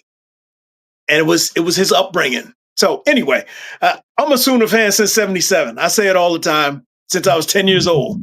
And love on it. 2 games a year.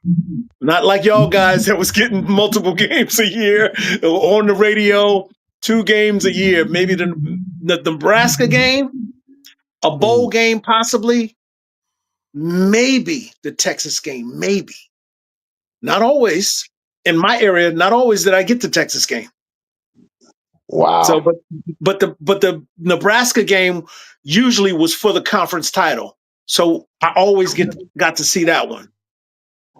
And that was due to regional. Yeah.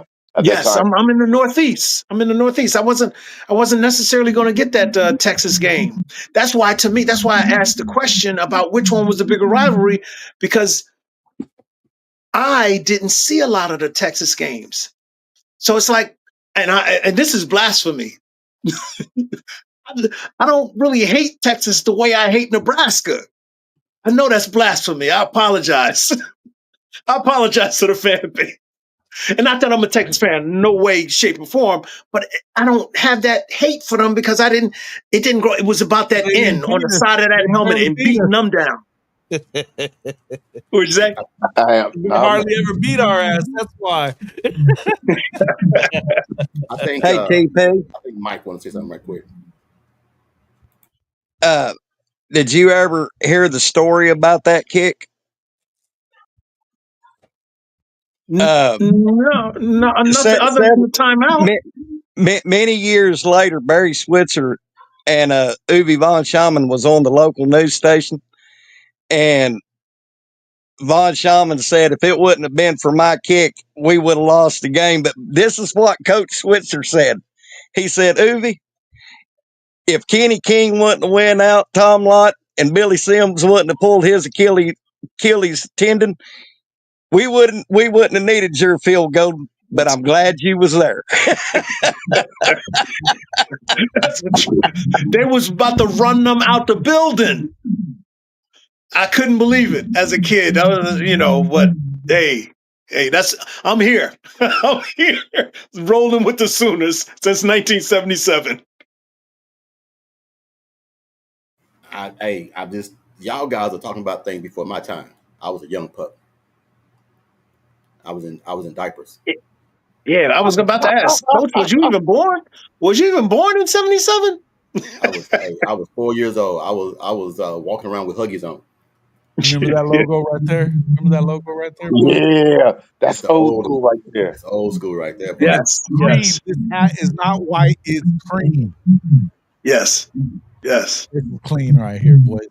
This is Yeah, I got a yes, sir. I got a very important question for the panel, man, that was sent to me by someone just a couple of minutes ago that's watching the podcast right now. And Jason, I finally got my daughter to hook me up. We're finally streaming live on TikTok and everything, man, for the first time. You know me, I'm not computer savvy. I had my daughter come hook hell, me I didn't up. even know you could do that on TikTok. Yeah, yeah. So I'm sorry. I'm sorry. You have Instagram. 1,000. You have 1,000 followers. Hold on. Instagram. Instagram is Instagram. what I had doing. Nice. I'm not computer savvy in there. This my daughter was like, Dad, you lacking you lacking the hip hop. I was like, I don't know what that is. Y'all just come in here and just hook it up for me. So she was trying to show me how to do all this stuff. I said, hey man, I'm just gonna hire you. You do it and just show me how to work it. Anyway, we're streaming live on Instagram, man, on Facebook, on everything now. I got a question that was brought in. And Jason, I'm glad you're in here because it pertains to you. The question is, how realistic do OU fans believe that Oklahoma is going to be 9-3 and better?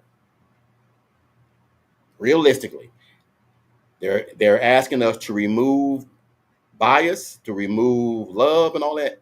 Do we really believe I Oklahoma got will be this. 9-3 or better? All right, I got this, you, and I don't even go the 11-1 route. I'll give it to you hold on. real easy. I'm gonna let Jason go first, and then we'll go TP, and then we'll go Mike, and then we'll go Bishop. I'm gonna mute everybody but Jason. All right. It's as easy as this. It's as easy as this, folks.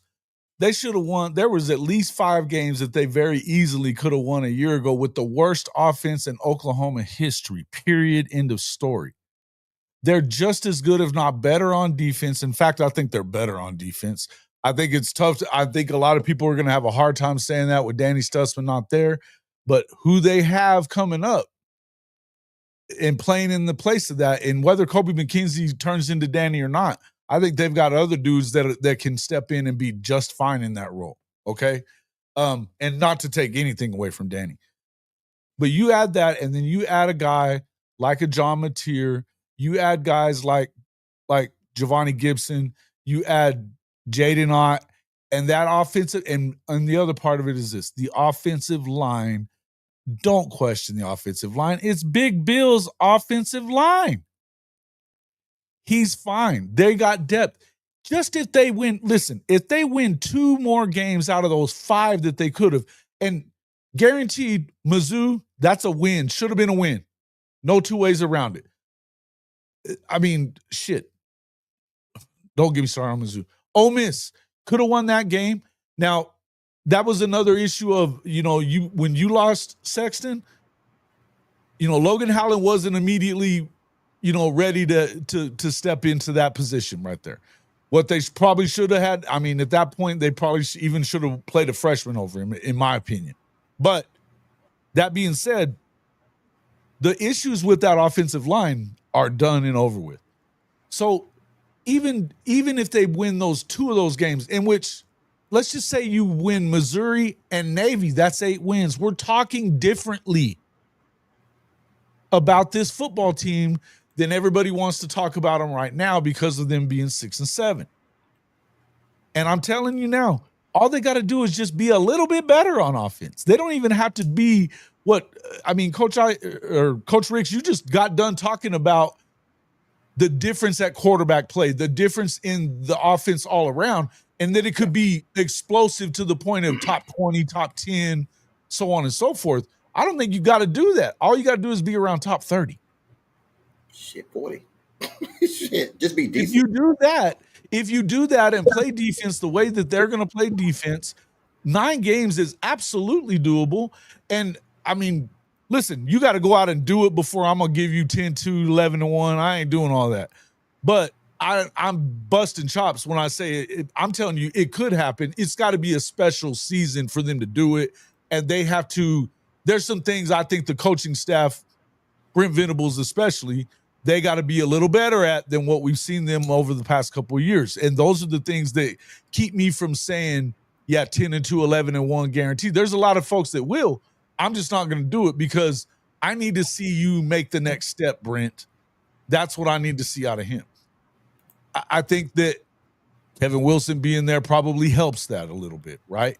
I think that having the 2 linebacker coaches, when you bring in Wes Goodwin and he's just a linebacker coach. I mean, bro, you've got a wealth, and not to mention you go out and get Nate Dreiling also. That's a wealth of knowledge on that side of the ball. That's 3 defensive coordinators in the room that have been defensive coordinators aside from doing it at Oklahoma. Because people forget that Brandon Hall was a DC and a damn good DC other places as well. Yes, sir. So I think it's not that hard. I don't think it's that hard for them to move up. So you're saying 3 games. Hard for them to move up. So 3 games from last year. I'm going to add Tennessee to that. Tennessee, I would easily say that, Coach, because you think about it, if Jackson wasn't pissing down his leg in that game too, the entire first half, I mean, if they don't wait as long as they wait to pull Jackson, they win that football game. All right, TP. And bring up bad memories when you talk about that game. I'm scared as that boy looked on the sidelines, man. I felt bad for him. The boy looked like he was ready to cry on the sidelines. He just looked scared to death. But beyond that, we're dealing with, can we be 9-3? Is that what's on the table? Yes, sir. Absolutely. And everything Jason said is 100% right. I know the journalists and Jason don't want to come out and say 11-1, so I know that's what's holding him back. He got to be, they got to have that integrity of a journalist. So I respect that, Jason. I'm the one who gets ripped apart whenever I do it and it don't happen. It's the integrity of the journalist's career that he has. So I understand. However, this defense, it lights out. That's what it's going to be. The offense is going to be, I was going to say surprisingly good, but I don't think it's going to be a surprise because everybody's looking at Mateer and looking at what he did last year and saying, hey, this Mateer is real. And then you're starting to look at the talent. Yes. And then you're looking at the offensive coordinator. I mean, if you're think about this as a young quarterback, you get to move schools, right? And your offensive coordinator come with you, and Your quarterback's coach come with you? Where they do that at? As the kids say, where they do that at? You understand? So this is set up, and then you throw in the top of the talent part. That part you sprinkle in that. It's man, it's you can't sleep on this offense. And the one I'm so excited about this one point right here. I don't have to listen. I don't think I'm going to have to listen to a press conference where BV says we just got to run through the trash a little better. And I don't want to mention the man's name. I don't want to mention the young man's name, but I'm just tired of him running in the back of offensive lineman and falling down for a half a yard. But the running backs coach love him so much that he plays so much. I think everybody knows who I'm talking about now.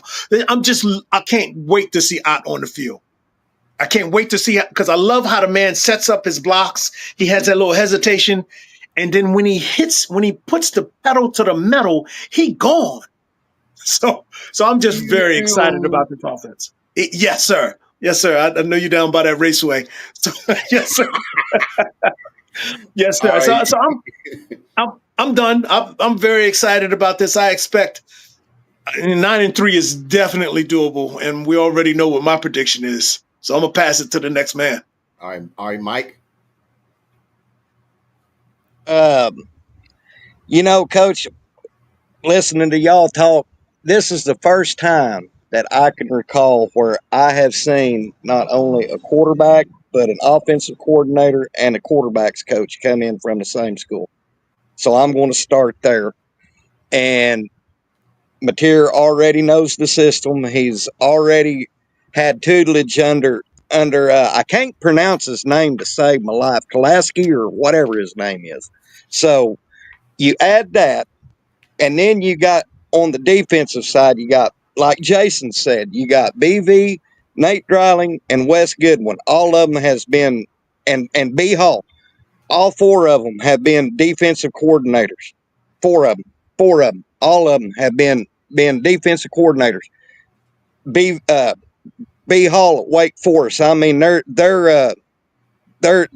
defense was top notch. And then you add in Miguel Chavez and Todd Bates, and along with Big Bill.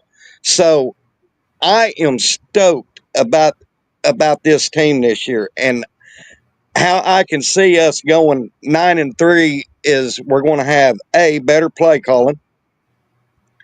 B, we're going to be much, much better on defense, having only lost 3 players. I say this again, we didn't lose much, and we're returning most everybody. OU, if you go back and watch the games last year, if we didn't have defense, we would have been blown out, bar none. So at least our defense kept us from getting. So that's how I see it. And then you add Kevin Wilson and them guys.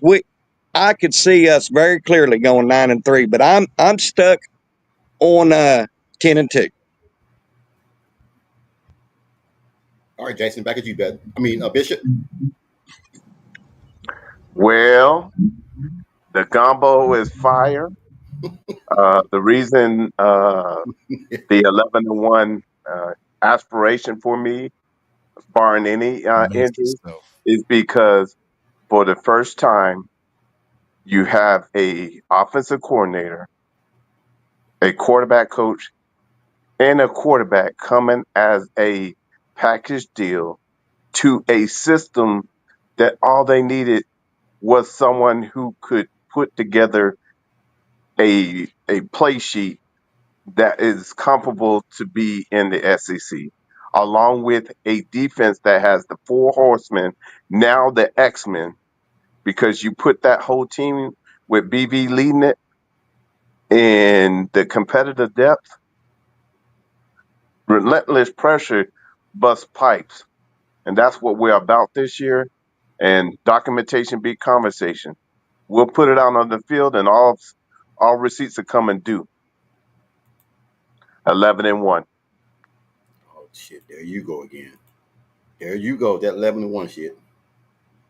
I can see 10-2. I'm being honest. I can see 10-2. If Oklahoma goes 11-1, man, this is going to be unprecedented. And I don't want to hear nothing else about Jim Nagy and what he's doing if they go 11-1. I don't Well, want to hear Jim shit. Nagy won't have anything to do with that. He didn't bring any of the dudes that are playing other But than I'm just Jaden saying, Mott. it'll be about the money though. Pretty much, it'll be about the money. Yeah, listen, PP. and Sooner Cowboys or Sooner in Texas, what he's saying right there, Sooner Cowboys got a great point. I think that just because of the back-to-backs from the last 7 weeks, it makes it tough to see them not dropping a couple at least, right? Yeah. And because of the fact that some of this other stuff, but I think Sooner in Texas got it right too. I think a lot of people look. PTSD is a mug. For somebody who has it, PTSD is a mug. Just saying. You know what I mean? And I get it.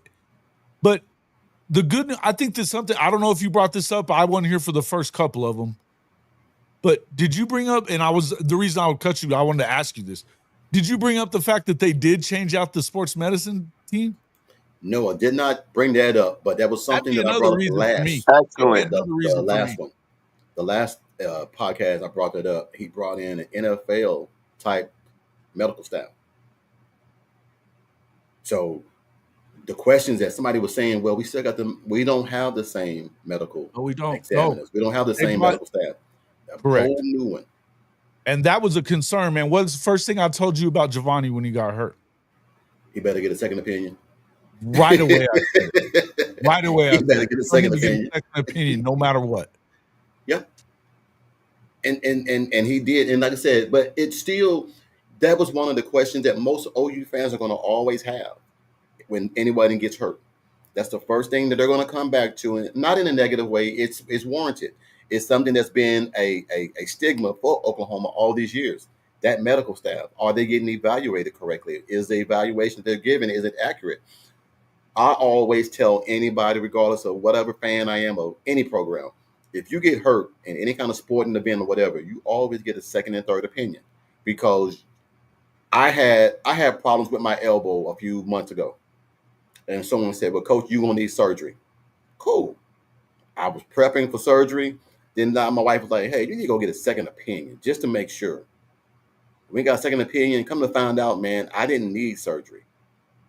I just needed to let my elbow rest, a few steroid shots, rehab, and now it's back to normal. I would have got surgery off what someone said just because I trusted that person. So me being an open, honest man now and a coach, I'll tell anybody, get a second and third opinion. Make sure you get the accurate information, man, because I think we lost a lot of guys last year because of that. And that's sad, but at the same point in time, I'm glad that Nagy brought in a whole new medical staff, because now there won't be an issue. And I'll mute myself on that. Can I ask you guys a question? Do Yeah. you think that, and this is mostly for you guys that have been, all you guys have been following it for easily longer than me. Do you think that Joe C is out for? Do you think that his retirement is forced? In view of the fact of, we've heard a lot lately about Joe C was the reason behind Seth Luttrell being hired. He wanted to go cheap there. That we're hearing a lot lately about, or I've heard a ton from day one, that the reason that medical staff hadn't already been fired was because of Joe C. Because Venable's been pissed off for 2 years about it. I knew none of this that you just said, Jason. I thank you for the information. I didn't know any of that. Yeah, I had whispers, but I couldn't confirm it nor deny it. Jason, the day that he announced his retirement,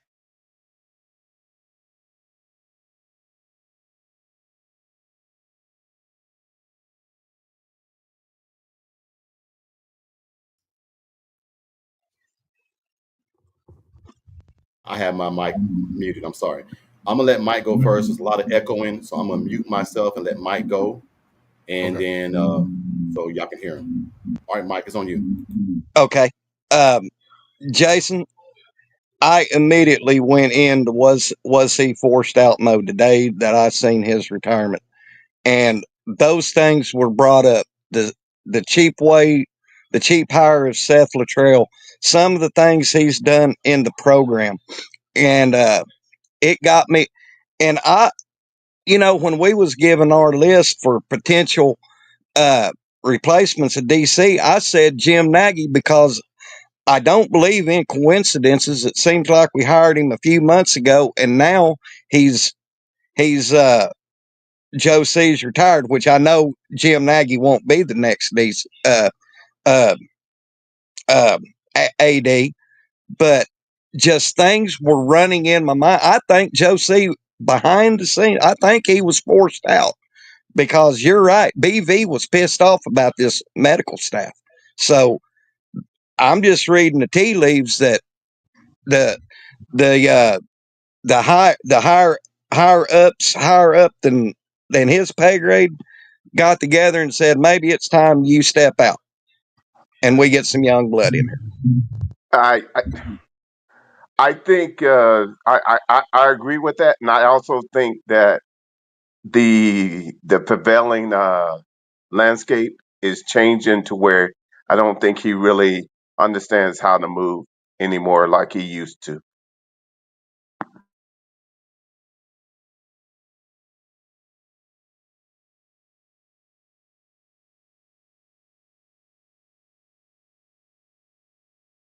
Dead air, TP. Coach Rick.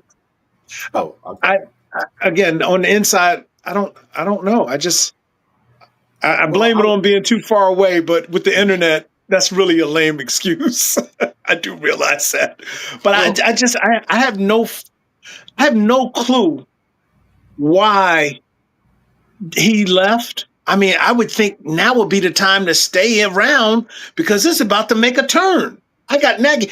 Then I thought, well, maybe is the general manager the equivalent to a athletic director is or a general manager just specific for the football team? A lot of I just don't know. I really don't know. And you know, I I guess he did very well. No guess he did very well for other sports. He got one national championship with the football team, and he's been in the game, the championship game, a couple other times. I don't know how to feel about this. I don't know if he, like you said, if he is being forced out or what's the term, kicked upstairs. Is that Yeah, the term? it just feels like he's. I mean, and not even just because of that. I think that there's some other things that we're starting to see. Why are you so worried about freaking compliance when there ain't no fucking rules? Jason, can I ask? Can I answer that right quick? Go ahead.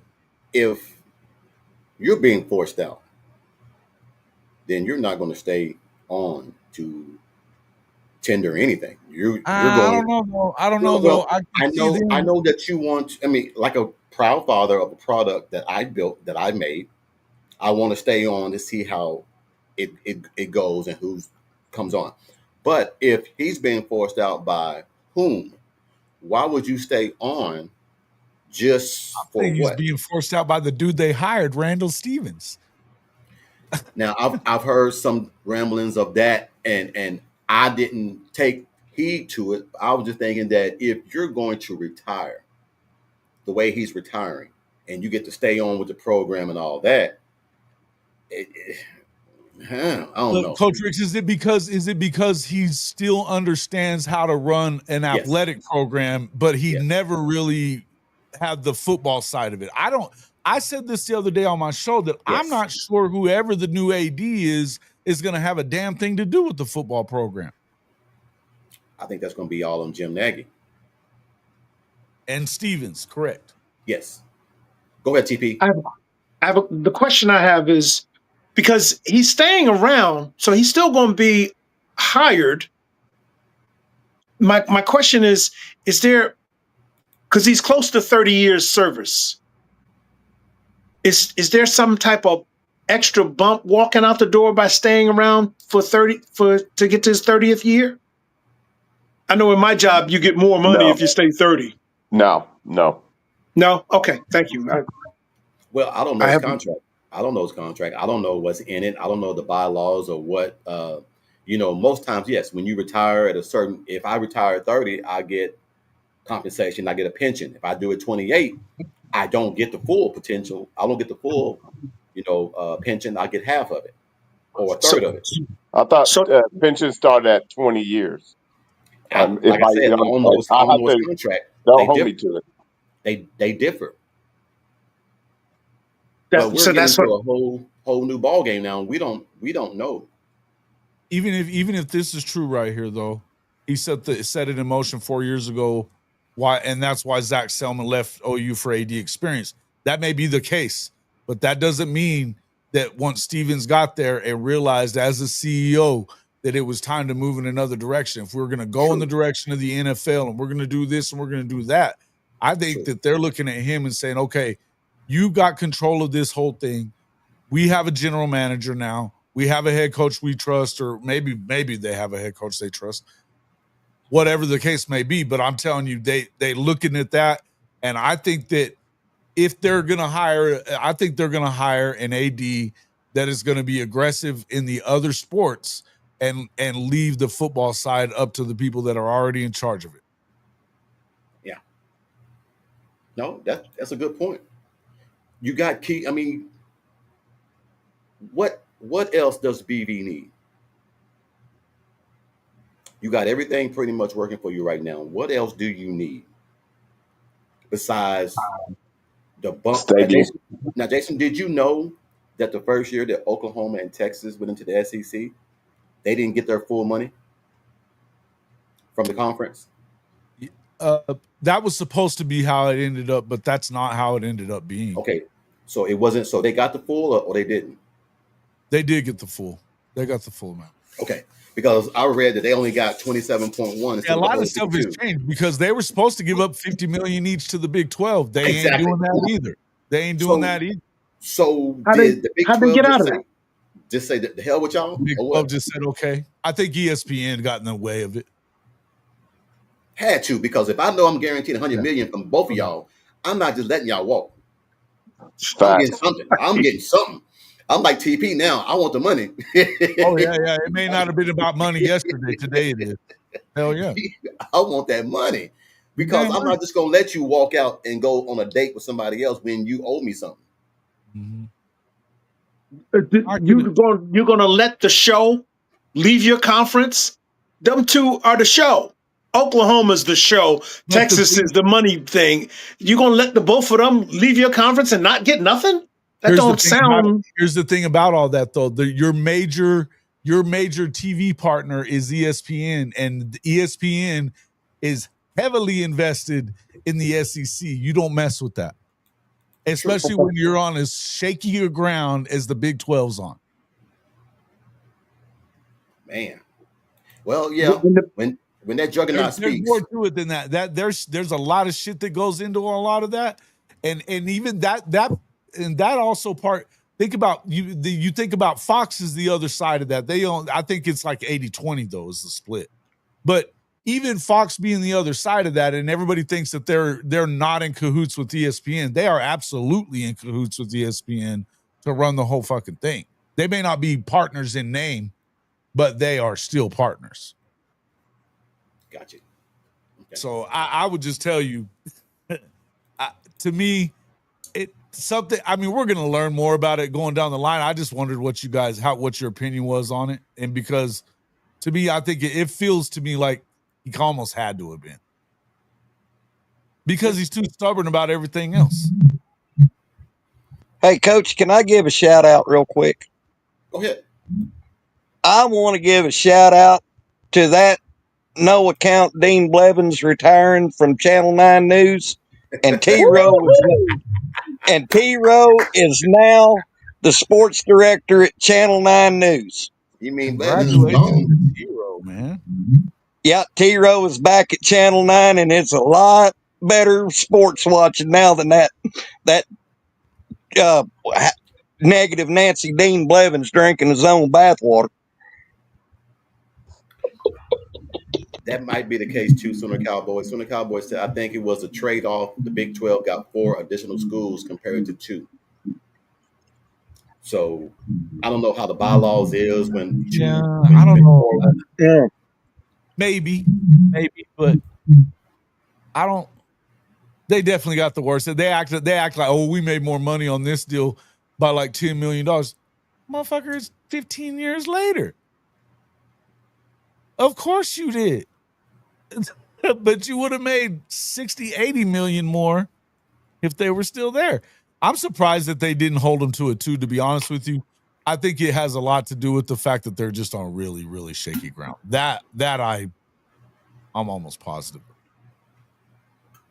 All right, Jason, I got one question for all you guys in the panel, and then I'm going to get up out here. Questions just keep coming in, man. I love this, man. Keep them coming in, guys. I'm going to always get to it.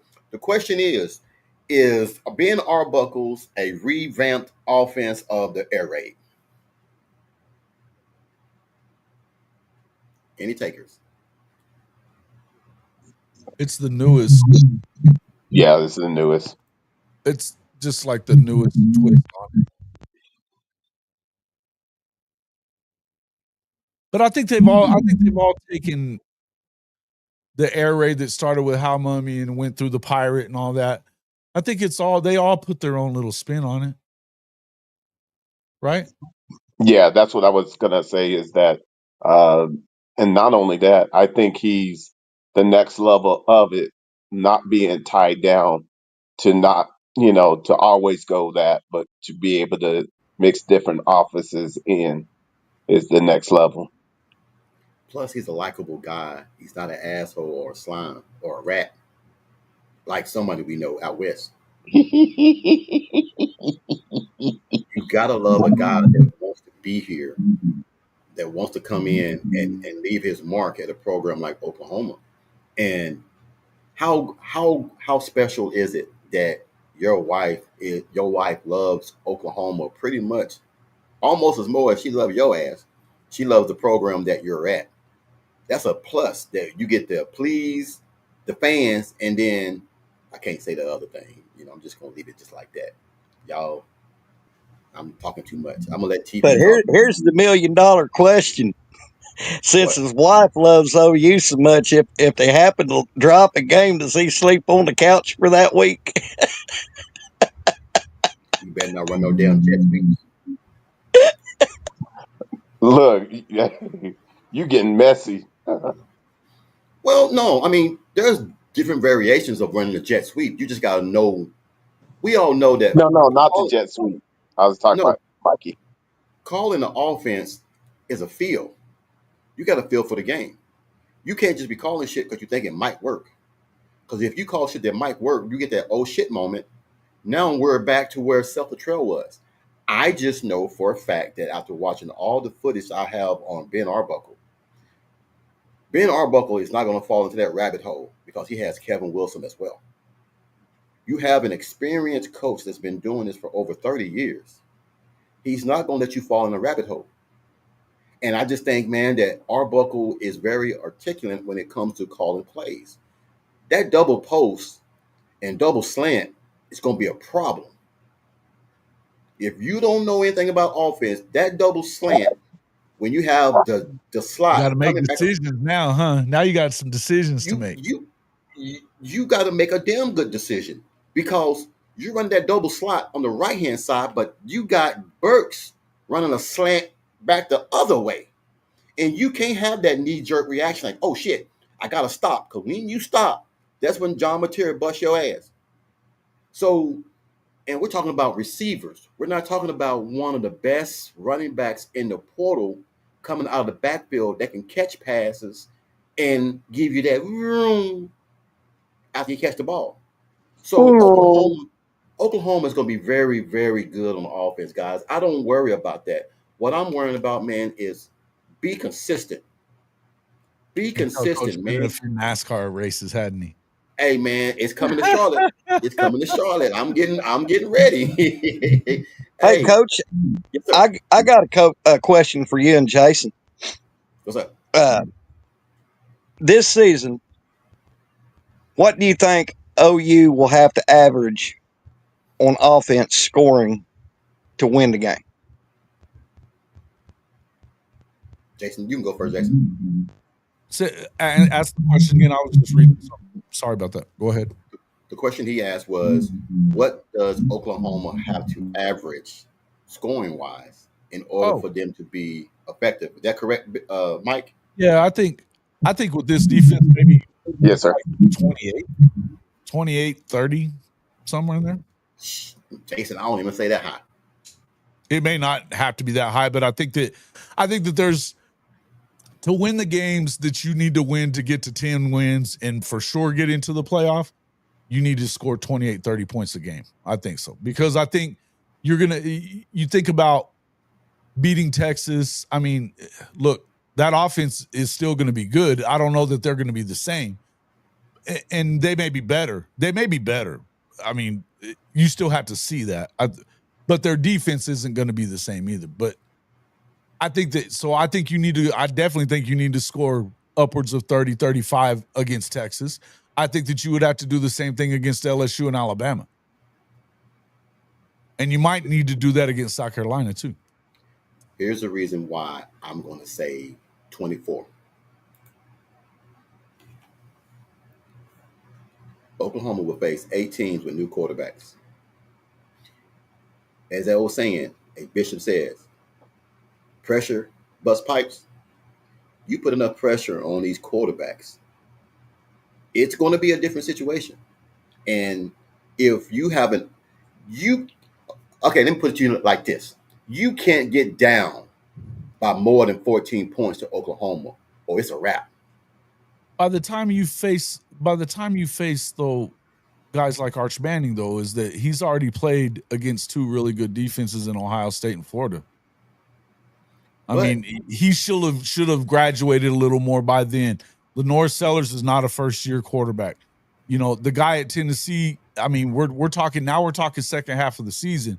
If they're good, they should be settling in. You shouldn't have, I mean, but now pressure's going to be pressure. But yes.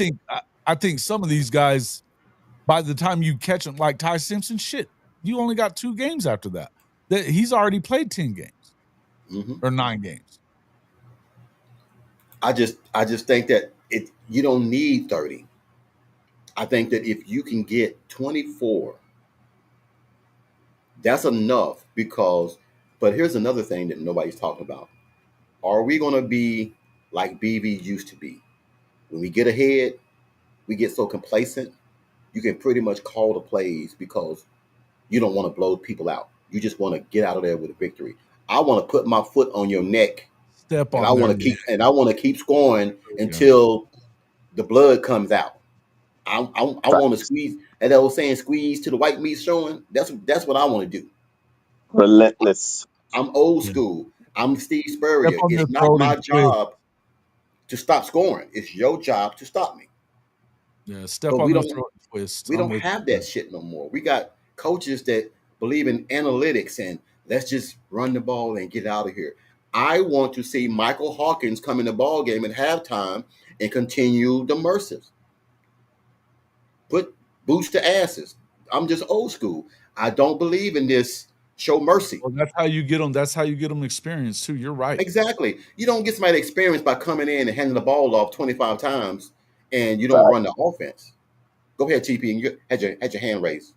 Yes, I think I don't think Brent can afford to be shutting it down this year. Complacent. Thank you. One, because you really got to impress just to get the eye of potential transfer portal kids that you might want or need. Absolutely. Yes, so this shut it down. I don't know if it'll be that. I think it's going to be old Barry Switzer. Let's hang half 100 on him. That's what I think. You better be trying to impress your new bosses. I just want to say. Thank you. I was coming to that as the second point, but yes, 100% because I don't know who's in charge of letting him go. Was it Joe C? Stevenson, right? No, that AD. What? Joe C. It was Joe C. Yeah. And so I heard Joe C say last year, Brent Venables is good. He's okay. He's good. He's good. We're not moving on from Brent. I remember hearing that, reading that, seeing that somewhere. So now he's gone. So if that's your rabbi, saving grace. if that's your rabbi, that's Northeast term. If that's your rabbi, and he gone, he out the door, or kicked upstairs where he don't have the authority, you really gonna have to bring it. Brent Venables, you really gonna have to bring it every week. And I'm not saying that he doesn't. I'm just saying, far as that mercy thing, that might not be an option. We might have to really, really wear people out. That's all. Just that simple.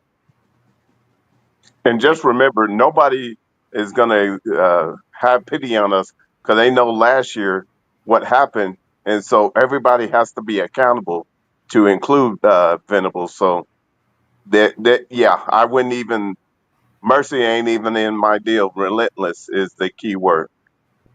Hey, Jason, I want you to speak on this, Jason, right here. Speak on this because you know about the in-state recruits. Why Oklahoma didn't get that many this year or next year? They only really targeted 2 of them. They only really targeted 2 of them, and I don't think that they were targeting them to the point that they felt like they just had to have them. So, and one of them being the guy, what's the defensive lineman's name that went to Okie Light? He got double from Okie Light. Okie Light wasn't even in. We were talking about the guys that they've lost. Okie Light wasn't even in his top 6 when he dropped it. Wasn't even in it. And they came in, swooped in at the last minute, and offered him the biggest bag that they possibly could. In my opinion, if he's going to be that good, Oklahoma will get him in a couple years when he's ready. Because he wasn't going to play at Oklahoma for at least 2 years. They are loaded there. And so next year, judge it on next year, because you look and see they have gotten the guys that they wanted out of Oklahoma for the past 3 cycles, 4 cycles now, basically. They've gotten them. So they've done that for the first 4 cycles that he's been here. And now all of a sudden they're not getting these guys at Oklahoma. I don't think that it's as much about that all of a sudden they just forgot about what the hell they're doing, or that they're making a big change. I think that they only really focused on 2 guys that they thought were good enough in this class. They lost them both to money, so be it. And next year they got, according to Chris Mason, there's 10 guys that they're in on and want badly. 10. Next year. So if you don't get, if Oklahoma State beats you on in-state recruits next year, then you can complain, because we know for sure that they're in on 10 guys. And I know of those 10 guys, all 10 guys want Oklahoma. For the most part, I believe so. That doesn't mean you're going to get all 10 of them. No, you won't. I think you might get 6, you might get 6, 7, 8. And even if you get 6, it doesn't mean the other 4 are going to Okie Light either. True. Would if out of those 10, let's ask the panel, out of those 10s, if you get 6, would that be suffice? Would that be okay, or would we still complain about not getting all 10? I'd be happy with 6. That's over 50%. I'm good with talent, and I really don't care where they come from. Thank you. I don't care if we don't get anybody out of Oklahoma. I really don't care about that. As long as who we get is better than who we passed on in Oklahoma, I don't care. Yeah. The one thing you got to be careful with, though, is that the kids from Oklahoma are bleeding crimson, and so there's going to be a lot of times they've grown up loving Oklahoma. Now, this isn't always the case. Sometimes kids want to leave. Sometimes kids want to leave the state. It happens. But I think that for the most part, you need to win your state. You need to, even though we're not talking about California or Texas or whatever, or Georgia or whatever, that they put a wall up and they, like Pete Carroll, you weren't coming to get somebody out of his backyard. You weren't. You know what I mean? But the same goes for Bob Stoops. If a guy was from Oklahoma and he was that guy, they played at Oklahoma. Period. End of story. And that's the way it should be. I think you need to win your state more times than you don't. But they've already done that. And Brent's shown that matters to them. I think what we're getting caught up in, look, the truth is this class look, last year we got the two best players without a doubt. It wasn't even kind of close. The two best players from Oklahoma are at Oklahoma from the last class. Facts. CJ Nixon and ET. And those guys are better than anybody in the class in Oklahoma right now. And Fasusi. Well, yeah, Fasusi's a Texas guy. Texas guy. He was talking about Oklahoma guys. I'm talking about Oklahoma dudes. My bad. The two dudes that they got from Oklahoma this past year, they could be. I think Elijah Thomas is liable to be a difference maker right now. Right now, I think CJ Nixon, because he played basketball and stuck with it, chances are he may not get it. And I mean, that position is very loaded right now. I think it'll be hard for him to get a ton of playing time. Then again, he's that kind of athlete. I mean, shit, the guy hit the game winner in state championship game winner just a couple of months ago in basketball. He's that kind of athlete. Both of these dudes are going to be filthy good. They may play right away. They'll definitely be playing by next year, if not. And I think Elijah Thomas is probably going to get a lot of run this year. I think he's just too good to. He reminds me a ton of. Man, I don't even. He reminds you a ton of like Ryan Broyles and guys like that. That he's just unreal, does everything well, but he's got that mentality of I'll knock your ass out too. He was as good a defensive player as he was an offensive player. And you want that on the opposite side of the ball. Shit, yeah, you do. Man. All right, guys. Hey, hold on. We've been going for 2 hours and 15 minutes. It seemed like we was going for an hour. I got to get up out here. The wife is looking through the windows at me, and it's Sunday night movie and everything. So I got to get off here.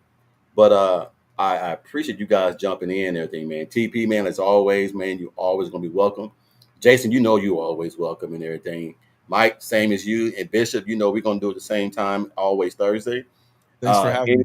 Oh man, any time, man. Any closing arguments or anything that you guys want to talk about before we jump up off here? I do want to say shout out to Trap. He jumped in on a call in last night with me for just about a few minutes. He's still going through it, man.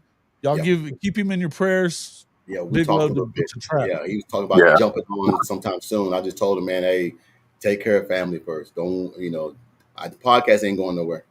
Shout out to Big Trap, man. Love from here. Salute Big Trap, 100%.